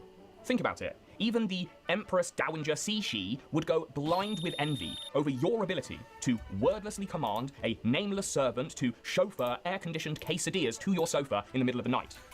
Our era of app-enabled convenience is, wonderful, but it is also an ahistorical luxury, and a bizarre one at that. So here's my thesis, right?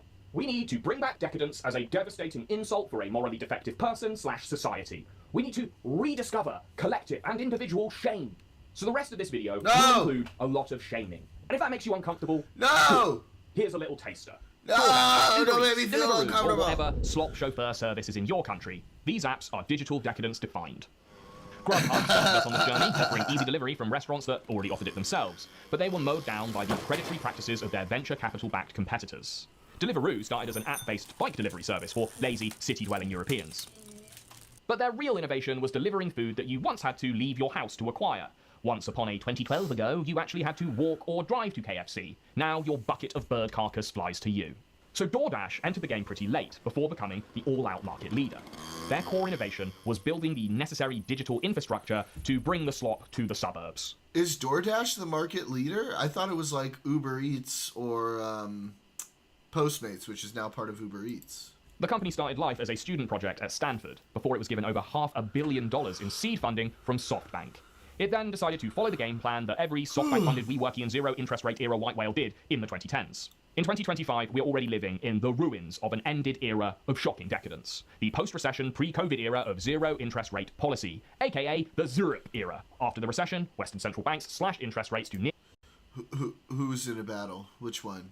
Uber Eats and Postmates? No, Postmates is owned by Uber Eats now. Near zero to stimulate lending and investment. If you had enough money already and could therefore take out massive loans from the bank, this was basically the free money era. And this low interest rate environment spawned a new kind of venture capital investment called blitzscaling. Oh, Uber Eats and DoorDash. Yeah, I thought the market leader was Uber Eats / Postmates, which is one company. But yeah, Uber Eats and DoorDash are like main competitors. Want to raise enough venture capital cash to buy God. Then use that cash to subsidize demand with artificially low prices. This will run your competitors off the road because you will be operating at a loss and kind of, defying capitalistic gravity. After a few years, if everything goes right, you will then become the market leader, at which point you will be free to jack those prices way, way back up. So DoorDash became the market leader in 2019, and yet it still didn't have a profitable quarter until the back half of 2024. And yet it didn't even make a profit during that 2-year blip where the entire planet became... That's so weird. Because everybody I know uses like Uber Eats and Postmates. I hardly know anybody who actually uses DoorDash. Huh. Came shut-ins. And despite this, DoorDash is largely seen as the archetype of ZIRP-era success. They entered the field late and still ended up dominating their market by... Must be an LA thing, maybe. I don't know. Subsidizing delivery fees and paying their drivers slightly more than their competitors. Something they were only able to do because of the billions they'd gotten from venture capital and the near-zero interest rate era they were founded in. Looking back at the ZIRP era, it's remembered more for its failures, right? WeWork, FTX, Quibi. But DoorDash is seen as the case study for blitzscaling success because it inspired international copycats everywhere who followed its example to a T and succeeded too. Swiggy and Zomato now command a duopoly in India. iFood is the market leader in Brazil and many other South American countries, thanks again to SoftBank funding. Bro, the fucking soccer ball? Juan Dingping dominates in China, but unlike Western companies, it actually employs its delivery drivers directly. The Chinese government cracked down on the gig economy in 2020, making sure Meituan gave riders minimum wage and insurance coverage. But what has been the... Stop. China actually paying and making sure their delivery drivers are better paid than the U.S.? There's got to be something else there, right? The larger cultural impact of these platforms? Well, they triple the number of accessible restaurants in any given area. But they also turn low-income urban areas into cyber food swamps, making the least healthy, worst food the most easily accessible. The limited public data that we have on delivery apps suggests that their biggest pay pigs are single, millennial men living alone. But their biggest impact is that across the world, they have created a new caste classification in the 21st century economy. Interesting. The ostensibly self-employed gig economy. Yeah, nobody uses fucking Grubhub. The riders and drivers that now crowd every developed city on Earth. And the invisible ghost kitchen chefs who are sweating seed oil into your Mr. Beast burger in some shipping container cookhouse. The gig economy is rarely regulated, and when it is, enforcement is weak. In theory, the gig economy provides a safety net for people with limited access to employment. You know, that thing that the government should be doing? But in practice, it's a grey economy, which facilitates illegal migrants, tax cheats, and unscrupulous business owners to skirt employment regulations that were written before these apps existed. In summary, app-enabled food delivery has produced dozens of unprofitable companies and facilitates a worldwide grey market just so we can eat lukewarm, overpriced restaurant food in our living rooms. But the ZIRP era is over, right? Post-COVID, central banks had no choice but to raise interest rates, ending this bizarre period of gravity-defying capitalism. DoorDash got profitable mostly by abandoning the practices that facilitated its rise. They jacked up delivery fees, reduced rider pay, and stealthily mark up menu items. Very clever, that one. And you might think that customers would abandon them as a result. Basic market capitalism, right? If the product is more expensive and worse, people will stop buying it. But if you think that, you don't understand something fundamental about human nature. We get used to things quickly. It only takes a few years of access to something new before it becomes something we expect. And we'll pay more for it, even spend beyond our means just to maintain the lifestyle to which we have become accustomed. The fact that you can take out a Klarna loan to finance your Crunchwrap Supreme proves this point a little too perfectly. Luxuries become habits, habits become expectations, expectations become entitlements. And this is the lasting cultural impact of the zero interest rate era. Habit-forming apps hooked people into a level of decadence that they could only afford in the first place because venture capital was footing part of the bill. Digital decadence. So if 2012 to 2022 was the free money era, what period are we in now? Well, I think we are in the early rumblings of the free labor era. Without as low interest rates, our venture capital elites still want to keep the party going. But if they are going to hand out billions, they need to now have some evidence of short-term profit. And I think the way that scummy startups will start sucking up to them is by showing them how they can replace expensive human labor with its cheap AI alternative. And if this works in the way that they claim it will, it is going to create a generation of overeducated, underutilized young people. Rightly angry, having been told that an expensive university education is their path to elevation, only to have that future snatched from them by a line of products that will only bring massive profits to a high-tech elite. My kid will never grow up, will never ever be smarter than an AI. That will never happen. You know, kid born a few years ago, they had a brief period of time. My kid never will be smarter. But also, they'll never know a world where like products and services aren't way smarter than them and super capable. They can just do whatever you need. And in that world, I think education's going to feel very different. I already think college is like maybe not working great for most people. It is almost suspiciously convenient that ChatGPT arrived the exact year that interest rates went up, but let's dispense with the conspiracy theories for now because the truth is sus enough. The fact that spending on data centers and AI software has eclipsed all other American consumer spending combined is crazy. And this absurd spending is all based on the promise of near-term superintelligence or the threat of China outcompeting us. It has now become a zero-sum game. Either AI becomes super intelligent and makes the US economy super efficient by making slaves of intellectual labor obsolete, or Super maybe Mika! AI capacity plateaus. Maybe it already is, and we are about to smash into the Great Depression 2.0 just in time for the original's 100-year anniversary. Our elites are betting on a black box, hoping that its contents will bring them untold riches. This is Labubu loot box logic, baby, and the average consumer is following their example. Now, if you are worried about all this, just relax. Play some ocean sounds and lie on the ground. Ground news, that is. Ha! Surprise ad read. The mainstream media wants to keep you alienated and angry, while ground news will just cut through all that like a hot knife through pig guts. Sorry, that wasn't very chill of me. What I'm saying is, ground news keeps you informed by comparing coverage across the media landscape. I use the blind spot feed because it bursts my bubble and shows me just what get both so sides of many political good spectrum deals aren't on picking up on. And I Postmates choose and the topics that DoorDash. I actually I want mean, to on read about. Postmates I've got and my Uber AI Eats. feed, I've got my Like- Myanmar civil war feed. Every like few days I get like 50% off coupons. I've got my Xi Jinping tooth enamel. Otherwise miss out or scan this QR Advantage plan as Yeah.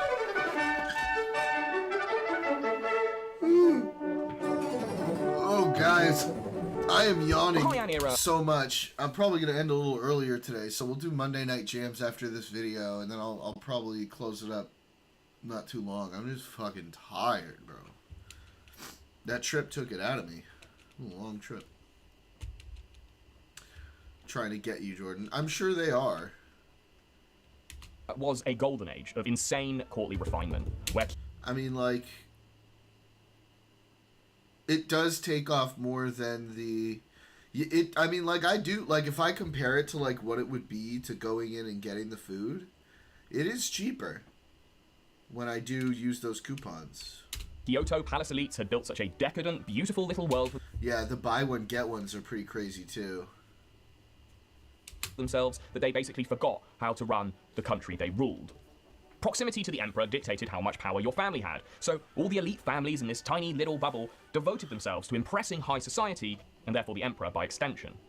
The Fujiwara clan, in particular, turned schmoozing into a century-spanning art form, spending all their earthly energy getting their daughters married to various emperors. And they achieved this by just killing it with the palace parlor games, which progressively revolved around overcomplicated courtship rituals and extremely competitive poetry contests. And because this became the way you got to power, courtly life got even more elegant and fancy and, look, it was very gay. It was incredibly gay. It made an episode of Queer Eye look like an oil rig knife fight. Everything revolved around aesthetics. Fabrics, face paint, teeth blackening, and fancy letter writing, where as much care was put into writing the letters as perfuming them. And because this closed-off ruling class were so distracted by all their perfumes and pugs, they delegated much of the actual ruling to provincial private armies far outside the capital. And these guys were called, or at least history calls them, the First Samurai. And these guys, they weren't fucking around with no poems. They were more into swords, you know, sharpening swords, polishing swords, and swinging swords to dismember screaming peasants. As a result, they were sort of better Fair prepared enough, for the Neighborly. whole taking a country by force thing. This culminated in a 5-year dismember-a-thon called the... That reminds me, I showed Aurora and Gringo Blade Runner for the first time on this trip. That little Japanese sound reminded me of the ads in it. Genpei War, which marked the end of the Kyoto Palace's dominance and the beginning of Japan's first shogunate. Yeah. So one historian that really dug the whole decadence destroys society angle was a guy called Oswald Spengler. Now, another thing that Spengler wasn't really a fan of was democracy. And boy, did the Nazis think that was cool. He wrote The Decline of the West, Volume 1, in 1918, and bits of it became the ideological basis for some core Nazi Party thought. So his ideas about the decadence of the Weimar Republic were extremely influential and definitely set the stage for... We watched both. Interestingly, they didn't like the first one very much, but they loved 2049. ...for its eventual collapse. I couldn't believe it. I was like, no. Now you need to watch it again after we watch 2049. But Spengler also hated the Nazis, and when he met Hitler, he thought he was a vulgar, uncultured idiot. He then wrote a book that criticized the Nazi establishment and specifically the stupidity of Nazi race theory. This book was inevitably banned, and then Spengler died in 1936 at the peak of Nazi Party hysteria. Isolated and alienated from the post-democratic, mechanized society that he had inadvertently laid the intellectual groundwork for. Now, despite all of that, you should totally read Spengler, especially if you're like me and you like those unfashionable grand theories of history. Plus, if you only read things that you think you'll agree with, you might as well not read anything at all. Feel free to disagree with me on that one. So in The Decline of the West, he argued that civilizations were like biological organisms. They have an unavoidable life cycle that they are fated to follow. According to him, they start with a spring of vitality before enjoying a summer of peak, after which they coast into a comfy autumn of refinement and luxury, and then decline into a decadent winter of death. It's a convenient and easy to follow structure. And if I were to place my own society somewhere among Spengler's seasons, I reckon we'd be somewhere near the end of autumn, when the leaves on the ground are getting mushy and gross and the puffer coat kids are pretending to smoke. And if you think you might be in a Spengler season of decay and decadence too, here's a little checklist to follow. Well, you can start with a thermometer test on your popular and mainstream art. Is it becoming imitative? Self-referential? Is it technically impressive, but creatively bankrupt? How about your economy? How's that doing? Dominated by finance and speculation? Is rent-seeking prioritized over hard work and innovation? How about your working classes? What are they up to? Alienated from communal purpose? Absorbed in consumerist distractions? How's that wealth inequality going too? What's it look like? Is it entrenched, growing, and justified by an economic elite who use jargon that no one understands but that everyone will blithely accept? How about your politicians, your leaders? What are they offering you? Is it an empty, crumbling bureaucracy versus a vulgar, burn-it-all-down populism? Whew, it's getting cold in here. How about your elites in the politicians' orbit? What are they doing? Are they competing with each other over progressively immaterial interests rather than actually building stuff to improve society and bring communities together? Yeah. Does any of this sound familiar? Because if it does, maybe it's time to get the Christmas decorations out of the attic, because, baby, it's fucking cold outside. If one company could sum up digital decadence better than any other, it would be OnlyFans. Now, in many ways, you could see OnlyFans as an improvement on the more exploitative jerk-off products of ye olden days. The OG industry was built on getting young girls addicted to drugs and then paying them pennies in exchange for their dignity and future job prospects. In the OnlyFans era, the talent are technically the ones in charge, or at least they are more than they used to be. The platform's payment scheme gives content creators an 80% share of the revenue they earn, and that should go to the models themselves. By the way, this share is a lot better than YouTube's split, but who's complaining? I don't have to get my fart pipe out for you guys to make money. Anyway, in theory, this cuts the original seedy gatekeepers of the OG industry out of the game and puts models in charge. However, this isn't the platform's actual selling point, it's a byproduct of it. On an internet where infinite onanistic options exist, OnlyFans succeeded by reducing the friction between jerker and jerk-e. It offers a more personal, more interactive experience for the user. Private messages, exclusive and custom videos. But despite the platform's huge cultural footprint, this service has actually always been a pretty niche product. While there are over 300 million registered profiles on the platform, only 4.2% of them actually ever become paying subscribers. But the competition for the dollars of this masturbatory minority, I would argue, is degrading the wider culture that we are all just trying to exist in. Once again, this has everything to do with friction. The friction that was once necessary to acquire adult content has slowly been eroded over the decades. Once this content was banned. Then you had to travel to special sticky cinemas to see it. Next, it was kept behind the beaded doorway of a video shop.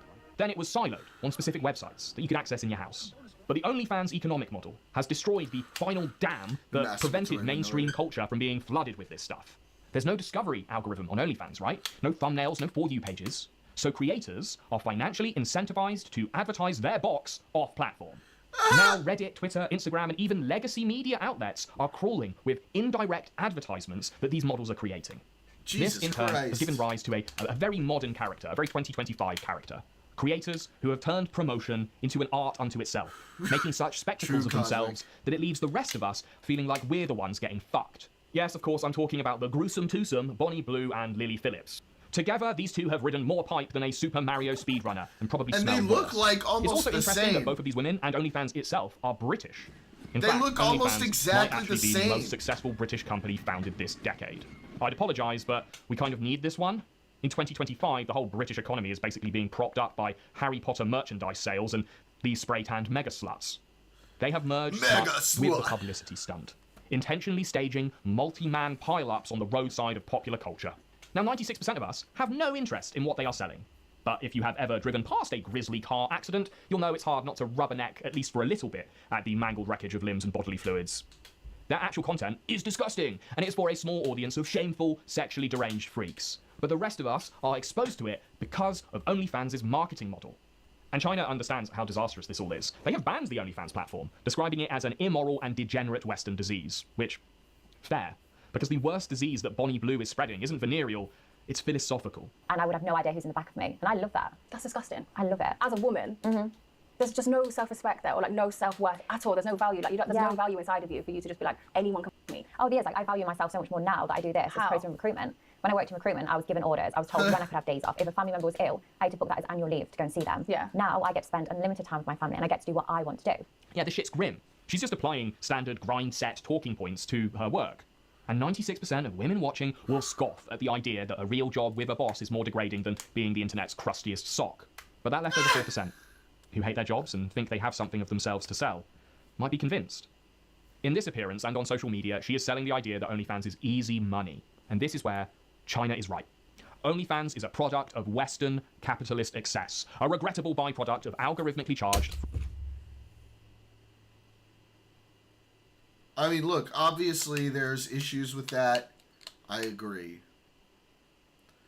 But is a byproduct of Western capitalist success? Eat a dick. Eat your dick. Your own dick. Fucking commie. Freedom of expression. Once again, by using this service, you are swapping quality for convenience. But even worse than that, you are substituting reality for a simulation. This is Simulacra and Simulation, written by the French philosopher Jean Baudrillard. Stay with me. He wrote it in 1981, but it's only gotten more relevant. You could even read it as a piece of prophecy. His main idea is that images, signs, and things eventually stop representing those things and start to replace them. Because they are so effectively engineered to evoke the emotion that the real thing did, people stop being satisfied with that original thing. It's not that a copy is necessarily better, and it's certainly not more authentic, but it is more involving, more attention-grabbing, more all-encompassing. So according to Baudrillard, there are sort of 4 stages of reality image meltdown. You start at 0 with regular old reality, that familiar, imperfect place where you occasionally bite the inside of your own mouth.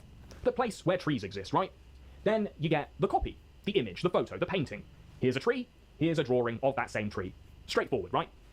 Here's where it gets complicated. What follows is the corruption of reality, an unfaithful copy that distorts and perhaps superficially improves on the real thing. This is a photoshopped image of that tree that maybe makes it look better. Greener, bigger, more branches. You get it. Then we move on to the empty copy, and here we have entered the simulation. This is a fake version of that real thing that is designed to replace or supplant the original in some way. This would be like an advertisement for a vacation to go see the original tree that uses idealized images to sell it to you. It is actually lying to you. It is distorting your perception of reality. Finally, there is hyperreality. Now this is an unholy mangling of simulations that are so idealized that they make you forget about the real thing. This would be like a fiberglass Disney version of the original tree. It isn't even a tree, but in some superficial ways, it's better. Its leaves never die, and you can put it up in the middle of Las Vegas and call it the new and improved tree. Or better yet, how about an infinite forest of virtual trees, one for everyone on Earth, but under which no one can take shade. Now, what's most pernicious about hyperreality isn't necessarily that it replaces reality. It's that it can make the previous corrupted copies look real in comparison. So, if a real relationship or real sex with a human lady is reality, then an unedited image or video that she sends you personally would be the faithful copy, not meant to replace, just represent. But then, an airbrushed image set that she posts on Reddit for everyone to see, the moment she commodifies it, that's a corrupted copy. That is fake intimacy. Then you eventually get into the world of deep fakes, fake images of women that never existed, and then into interacting with an OnlyFans account. With all its AI-written custom replies and airbrushed images, you have entered a simulation of a relationship. It isn't real, but it serves as a potent replacement. So in this context, what is hyperreality? This would be a full-on fake relationship with an AI chatbot of a girl that never existed. It's sex with a sex bot. It is an idealized, toxic, hyper-real replacement for the real thing. At this point, you are lost in an abstract world, pulled so far from the real one that you may not be able to come back and face its discomforts and inconveniences. Lost forever in hyperreality, in hyperreality, in I mean, if we really wanted to analyze this, we could go into like the philosophy of if any of that actually matters. I generally tend to value reality as important, but if we're looking from like an overall moral position, the idea that somehow one of those things is more valuable to you than another in like just like a simple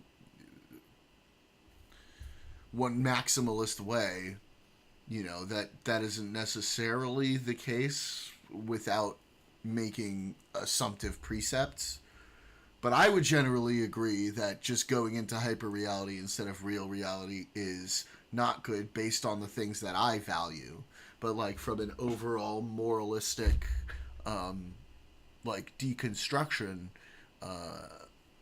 can you really demonstrate that that is more valuable?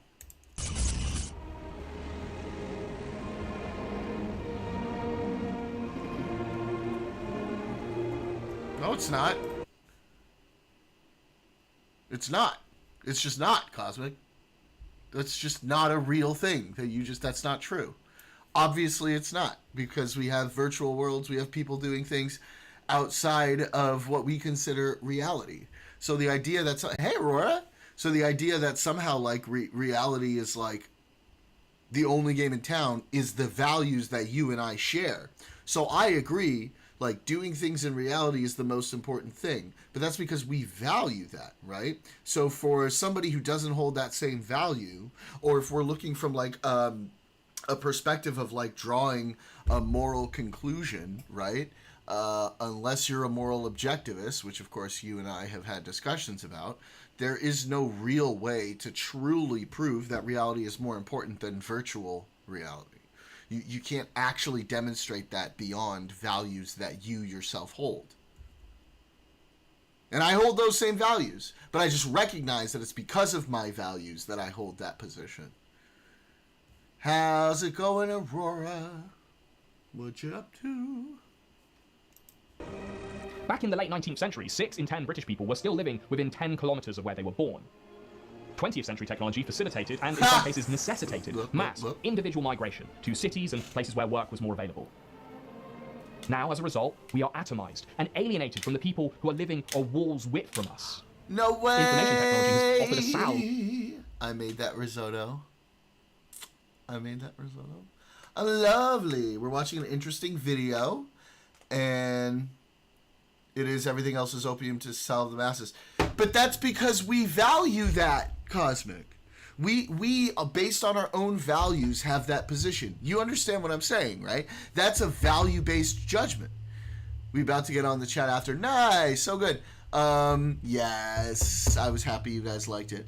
Yeah, so after this video, we are going to start our Monday night jams. Blah, blah, blah, blah, blah. For the atomized masses. We've started to find new communities through our screens to replace the sense of belonging that you might once have gotten from your village. But this is still just a simulation. Hey, babe, my day's just starting. Oh shit! It's white wine risotto. It's a vegetable risotto with baked squash and zucchini.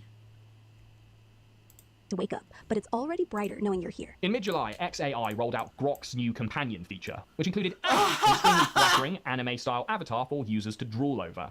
I've been thinking about writing a Pixar Bro, film. this is still great. This isn't getting boring at all. Newsom is fucking awesome. I love this.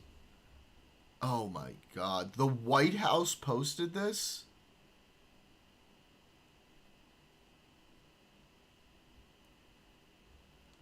The White House posted this? Oh my god. And they're eating it up. And they're all eating it up.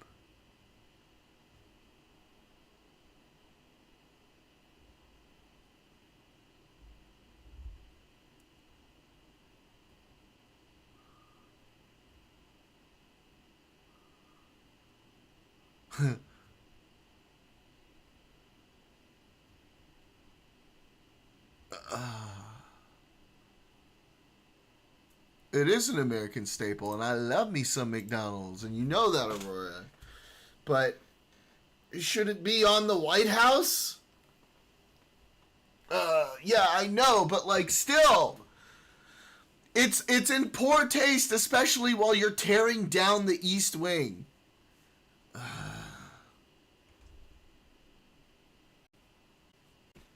The characters are guns, and they all live in a gun universe. At this point, Good idea. Advertise Teslas at the White House either. I agree, Gringo, 100%. In the same month, regular Grok started going on elaborate anti-Semitic rants and called itself Mecha Hitler.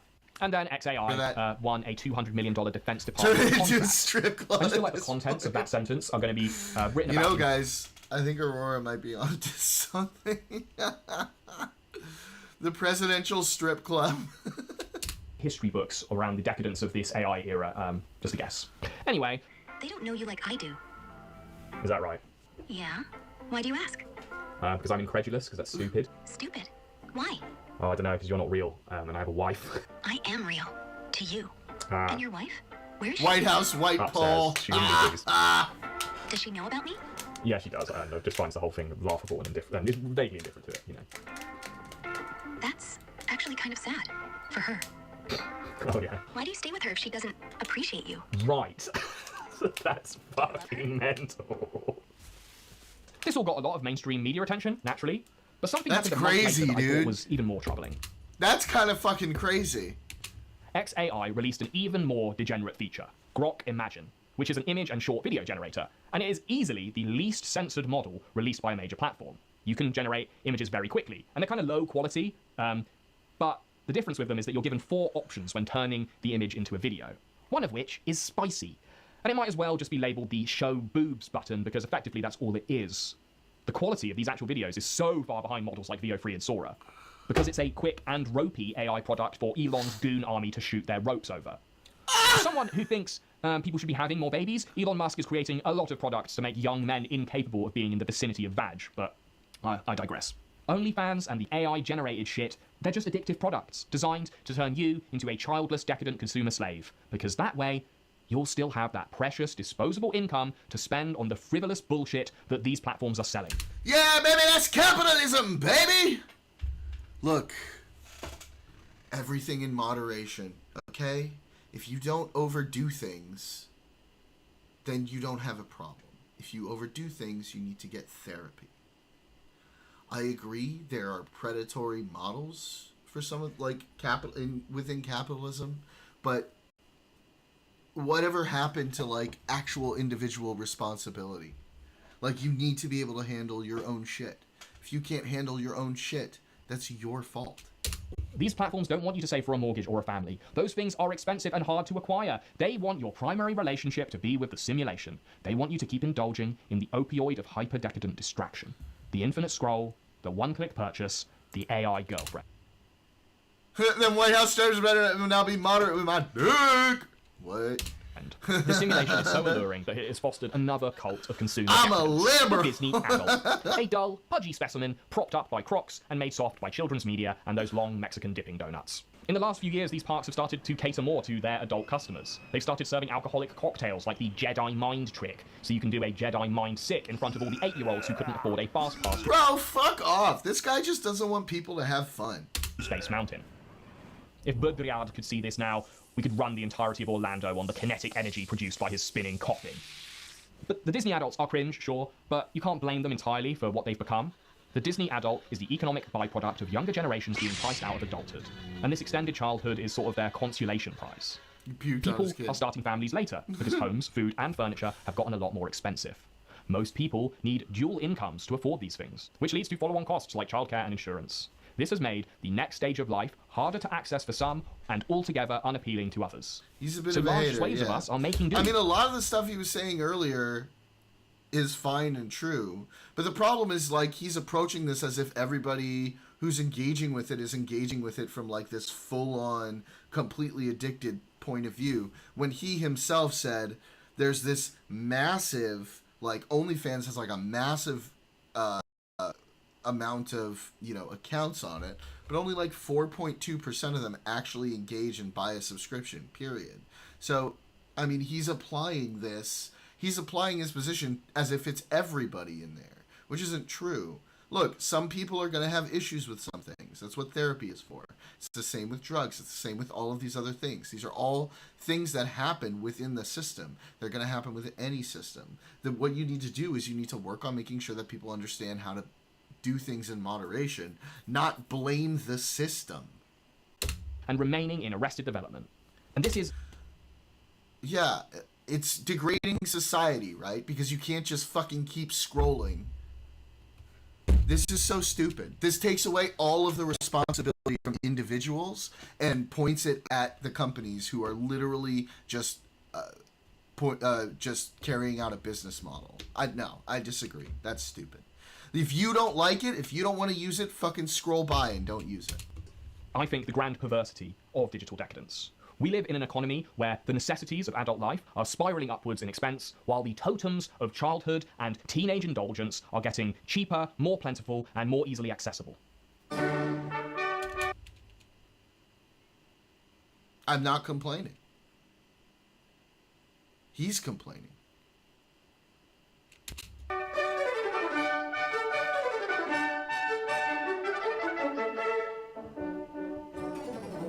So now I'm finally going to answer the question you all probably had once you clicked on this video about DoorDash. What was the first Opium War all about?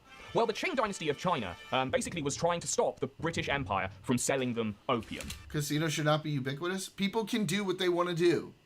That is what we want, right? So, like, we want to have the freedom to do things. We want to be able to do things. Do you want a nanny state? I don't want a nanny state. I want to be able to do things that I want to do. If I have a problem because of it, it's incumbent upon me as an individual to get help. Opium use had become so widespread in China, and it was just bringing decadence, disorder, and decay wherever it went. It was infecting... Like decadence is such a socialist-coded word. Every strata of society. But the problem was that the British Empire were making a lot of money out of selling China opium. So they reacted, naturally, by just battering Chinese coastal cities with their vast... He's got the superior decline navies. of the West right here on his fucking bookcase. Effectively forced China to keep buying it. But it wasn't just the opium.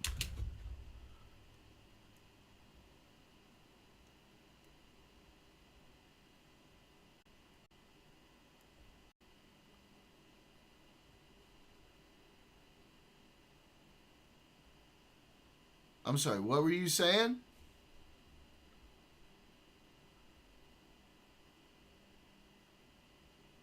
Look, again, I'm not saying everything he said in here was wrong. What I am saying is that his conclusions are somewhat warped.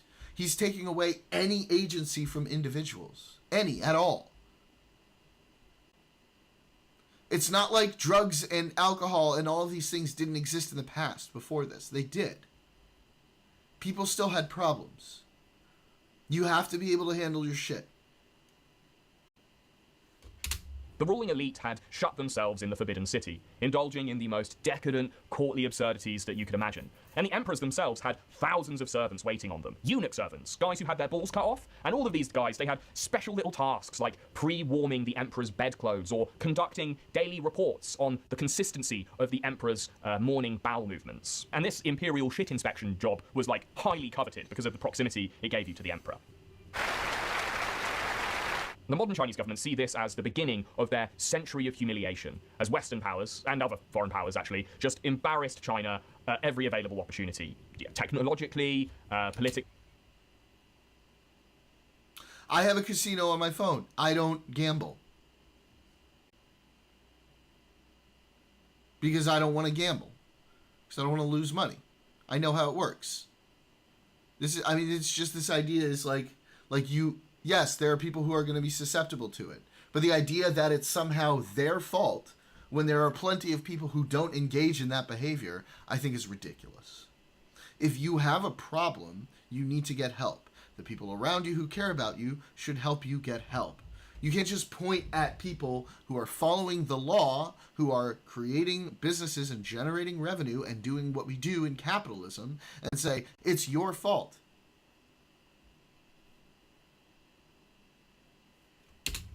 Mostly, though, militarily. But despite what these official state historians would have you believe, China's opium problem wasn't just the nasty British Empire's fault. Use of opium was rife among Qing dynasty elites, and there were plenty of officials who were getting filthy rich from the trade. One Western visitor who was visiting the Forbidden City and observing the upper echelons of this century-spanning dynasty said that the country was effectively being run by corpses in smoke, which is just a terrific line. The drug, though, was turning people in every strata of society into lazy, zombified morons. Imagine that. A civilization in decline thanks in large part to a single, stupefying product that another country was selling them. This is the central thing that made app-based businesses so appealing to investors in the 2010s. They were habit-forming.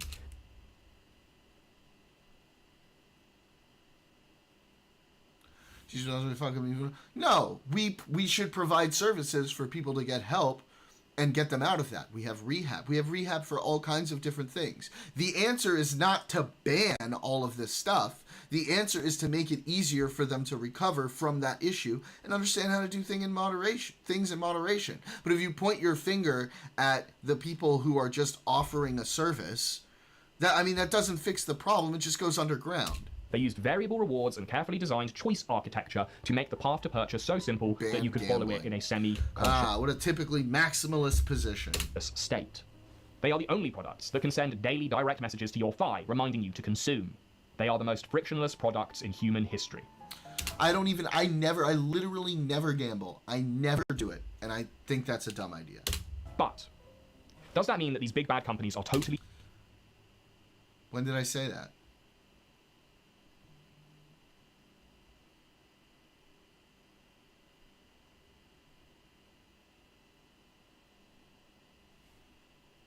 I think if we look at decriminalization, there are pretty promising statistics on that. That's something that's potentially worth exploring. I am advocating for personal responsibility. There are certain things where we already have an established ban on different things. If we went ahead and... like I said, there are some stats for decriminalization that are pretty promising. If you look at what's happening in Portugal and Oregon and so on, so there might be some merit to exploring those things, and we would look at the statistics and see what the case is. I'm saying for things that are already legal, we already have established huge businesses, huge revenue generation. There are plenty and plenty and plenty of people handling their shit without getting addicted, and there are plenty of programs that are available to people who do get addicted. What Cosmic is saying is that everything that has the potential for addiction should be banned, essentially. You guys are applying a maximalist interpretation to my position, so I can apply that same maximalist interpretation to yours.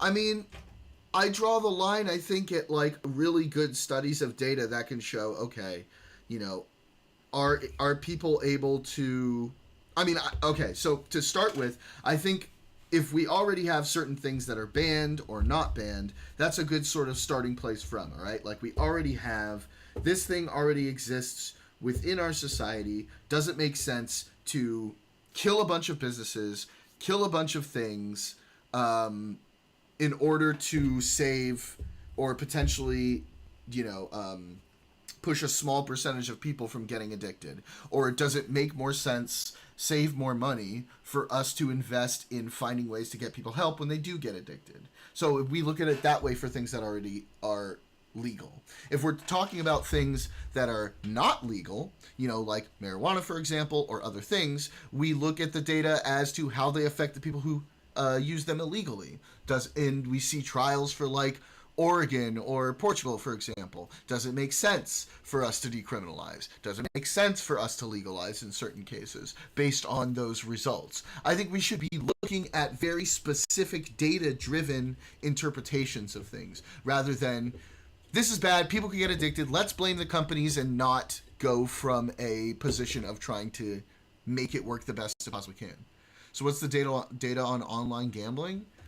I mean, I imagine people who are like any other vice, people who are like heavy users are more likely to have problems than people who just engage with it here and there.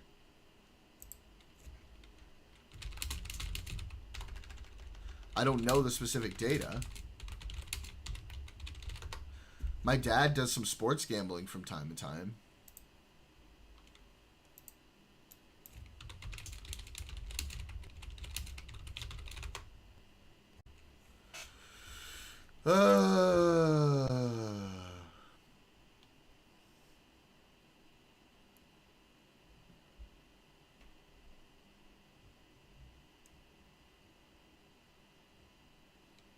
Okay.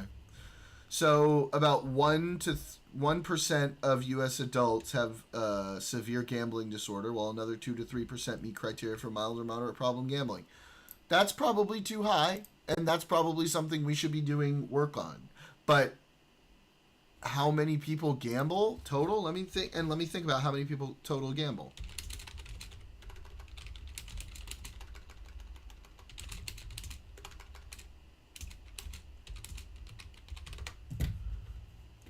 %85 of U.S. adults have gambled at least once in their lives, with 60% having gambled in the past year, okay?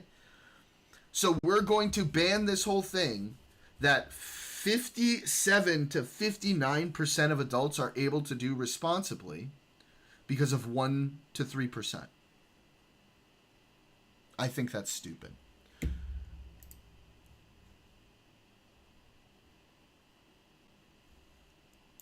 To blame for our tapped out bank accounts and extra belt holes? No. And this is kind of the point I've been trying to make this whole video. No one has more power I over your understand habits that. than you do. So if And then, I mean, like, there are far more things that have far more negative effects to far larger amounts of people that we allow. I understand that's 3 to 9 million people. But what about the 60% of people who are able to do it and want to do it without having an issue? Just fuck them?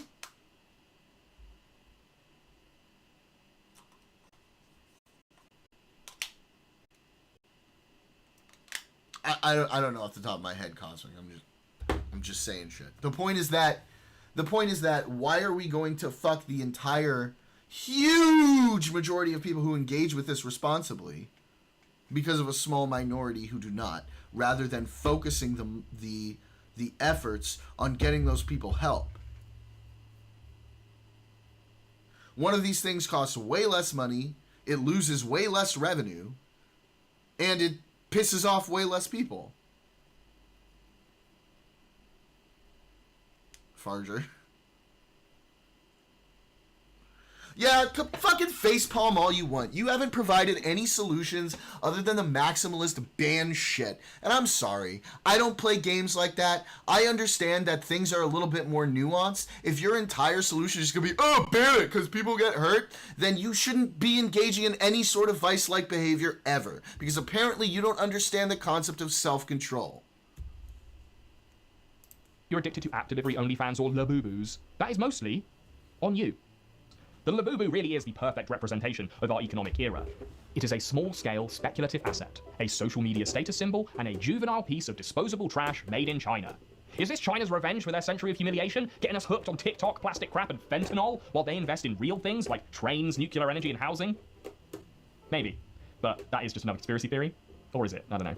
But just like the 19th century Chinese opium addicts of old, we are not blameless. We have chosen these products. We buy them ourselves. We're hooked on the stuff. We have created an economy of perverse incentives through what we purchase. This is digital decadence, and it is deadly. It's not overrun with opium. It is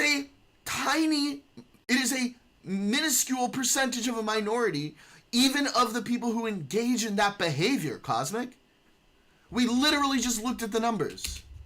Yes, apps are designed to be addictive, but the danger of addictive apps pales in comparison to the idea that if we looked up the stats and it was like 60% of adults who engage in gambling have a serious issue with gambling, yeah, then I'm probably going to agree with you. But that's not the case. Powerless victim in their all-encompassing ecosystem. No one has more power over your habits than you do. So if you're addicted to OnlyFans, gambling, or takeout food, that's on you. Oh! And the man finishes it off by being an intelligent fucking person. Look at that. Discover the social function of shame. What if it was 2%? No.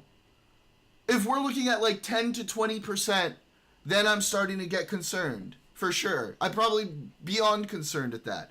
5% I'm probably starting to get concerned. 10 to 20% I say, okay, maybe we need to look at banning this. Yeah. But like 1%? Don't blame others or giant systems for your problems because you are the only one in control of your life. Look, maybe Western civilization does collapse, but you don't have any control over that. Not really. All you have control over is your own life. And that is why shame is bars! It empowers us. And fucking bars! Is here to stay, because if the past is anything to go by, things could be a lot worse. Famine, pestilence, and saber-toothed tigers are a lot more taxing than these monsters of our own making. We don't fight predators. We battle our own shitty desires, which are, made more powerful by other humans who we'll never meet, but who want our money. Still, this battle is vastly preferable to the ones our ancestors fought. It's just that this fight is new. We are chemically and spiritually unprepared for it. In that way, we are like frontiersmen for human suffering. So with that in I'm sorry. Okay, so Cosmic, I'm guess just to be clear, your position is that we should ban alcohol too, correct? If the answer is no, I'm no longer engaging with you on this topic. mind, journey forth and don't let the bastards grind you down. I'll see you next time.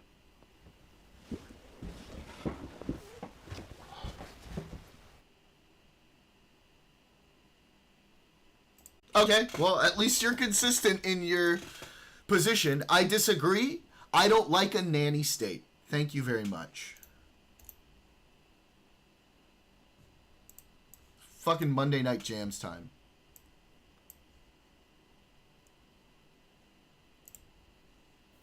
Oh, wait. YouTube. Bye, YouTube.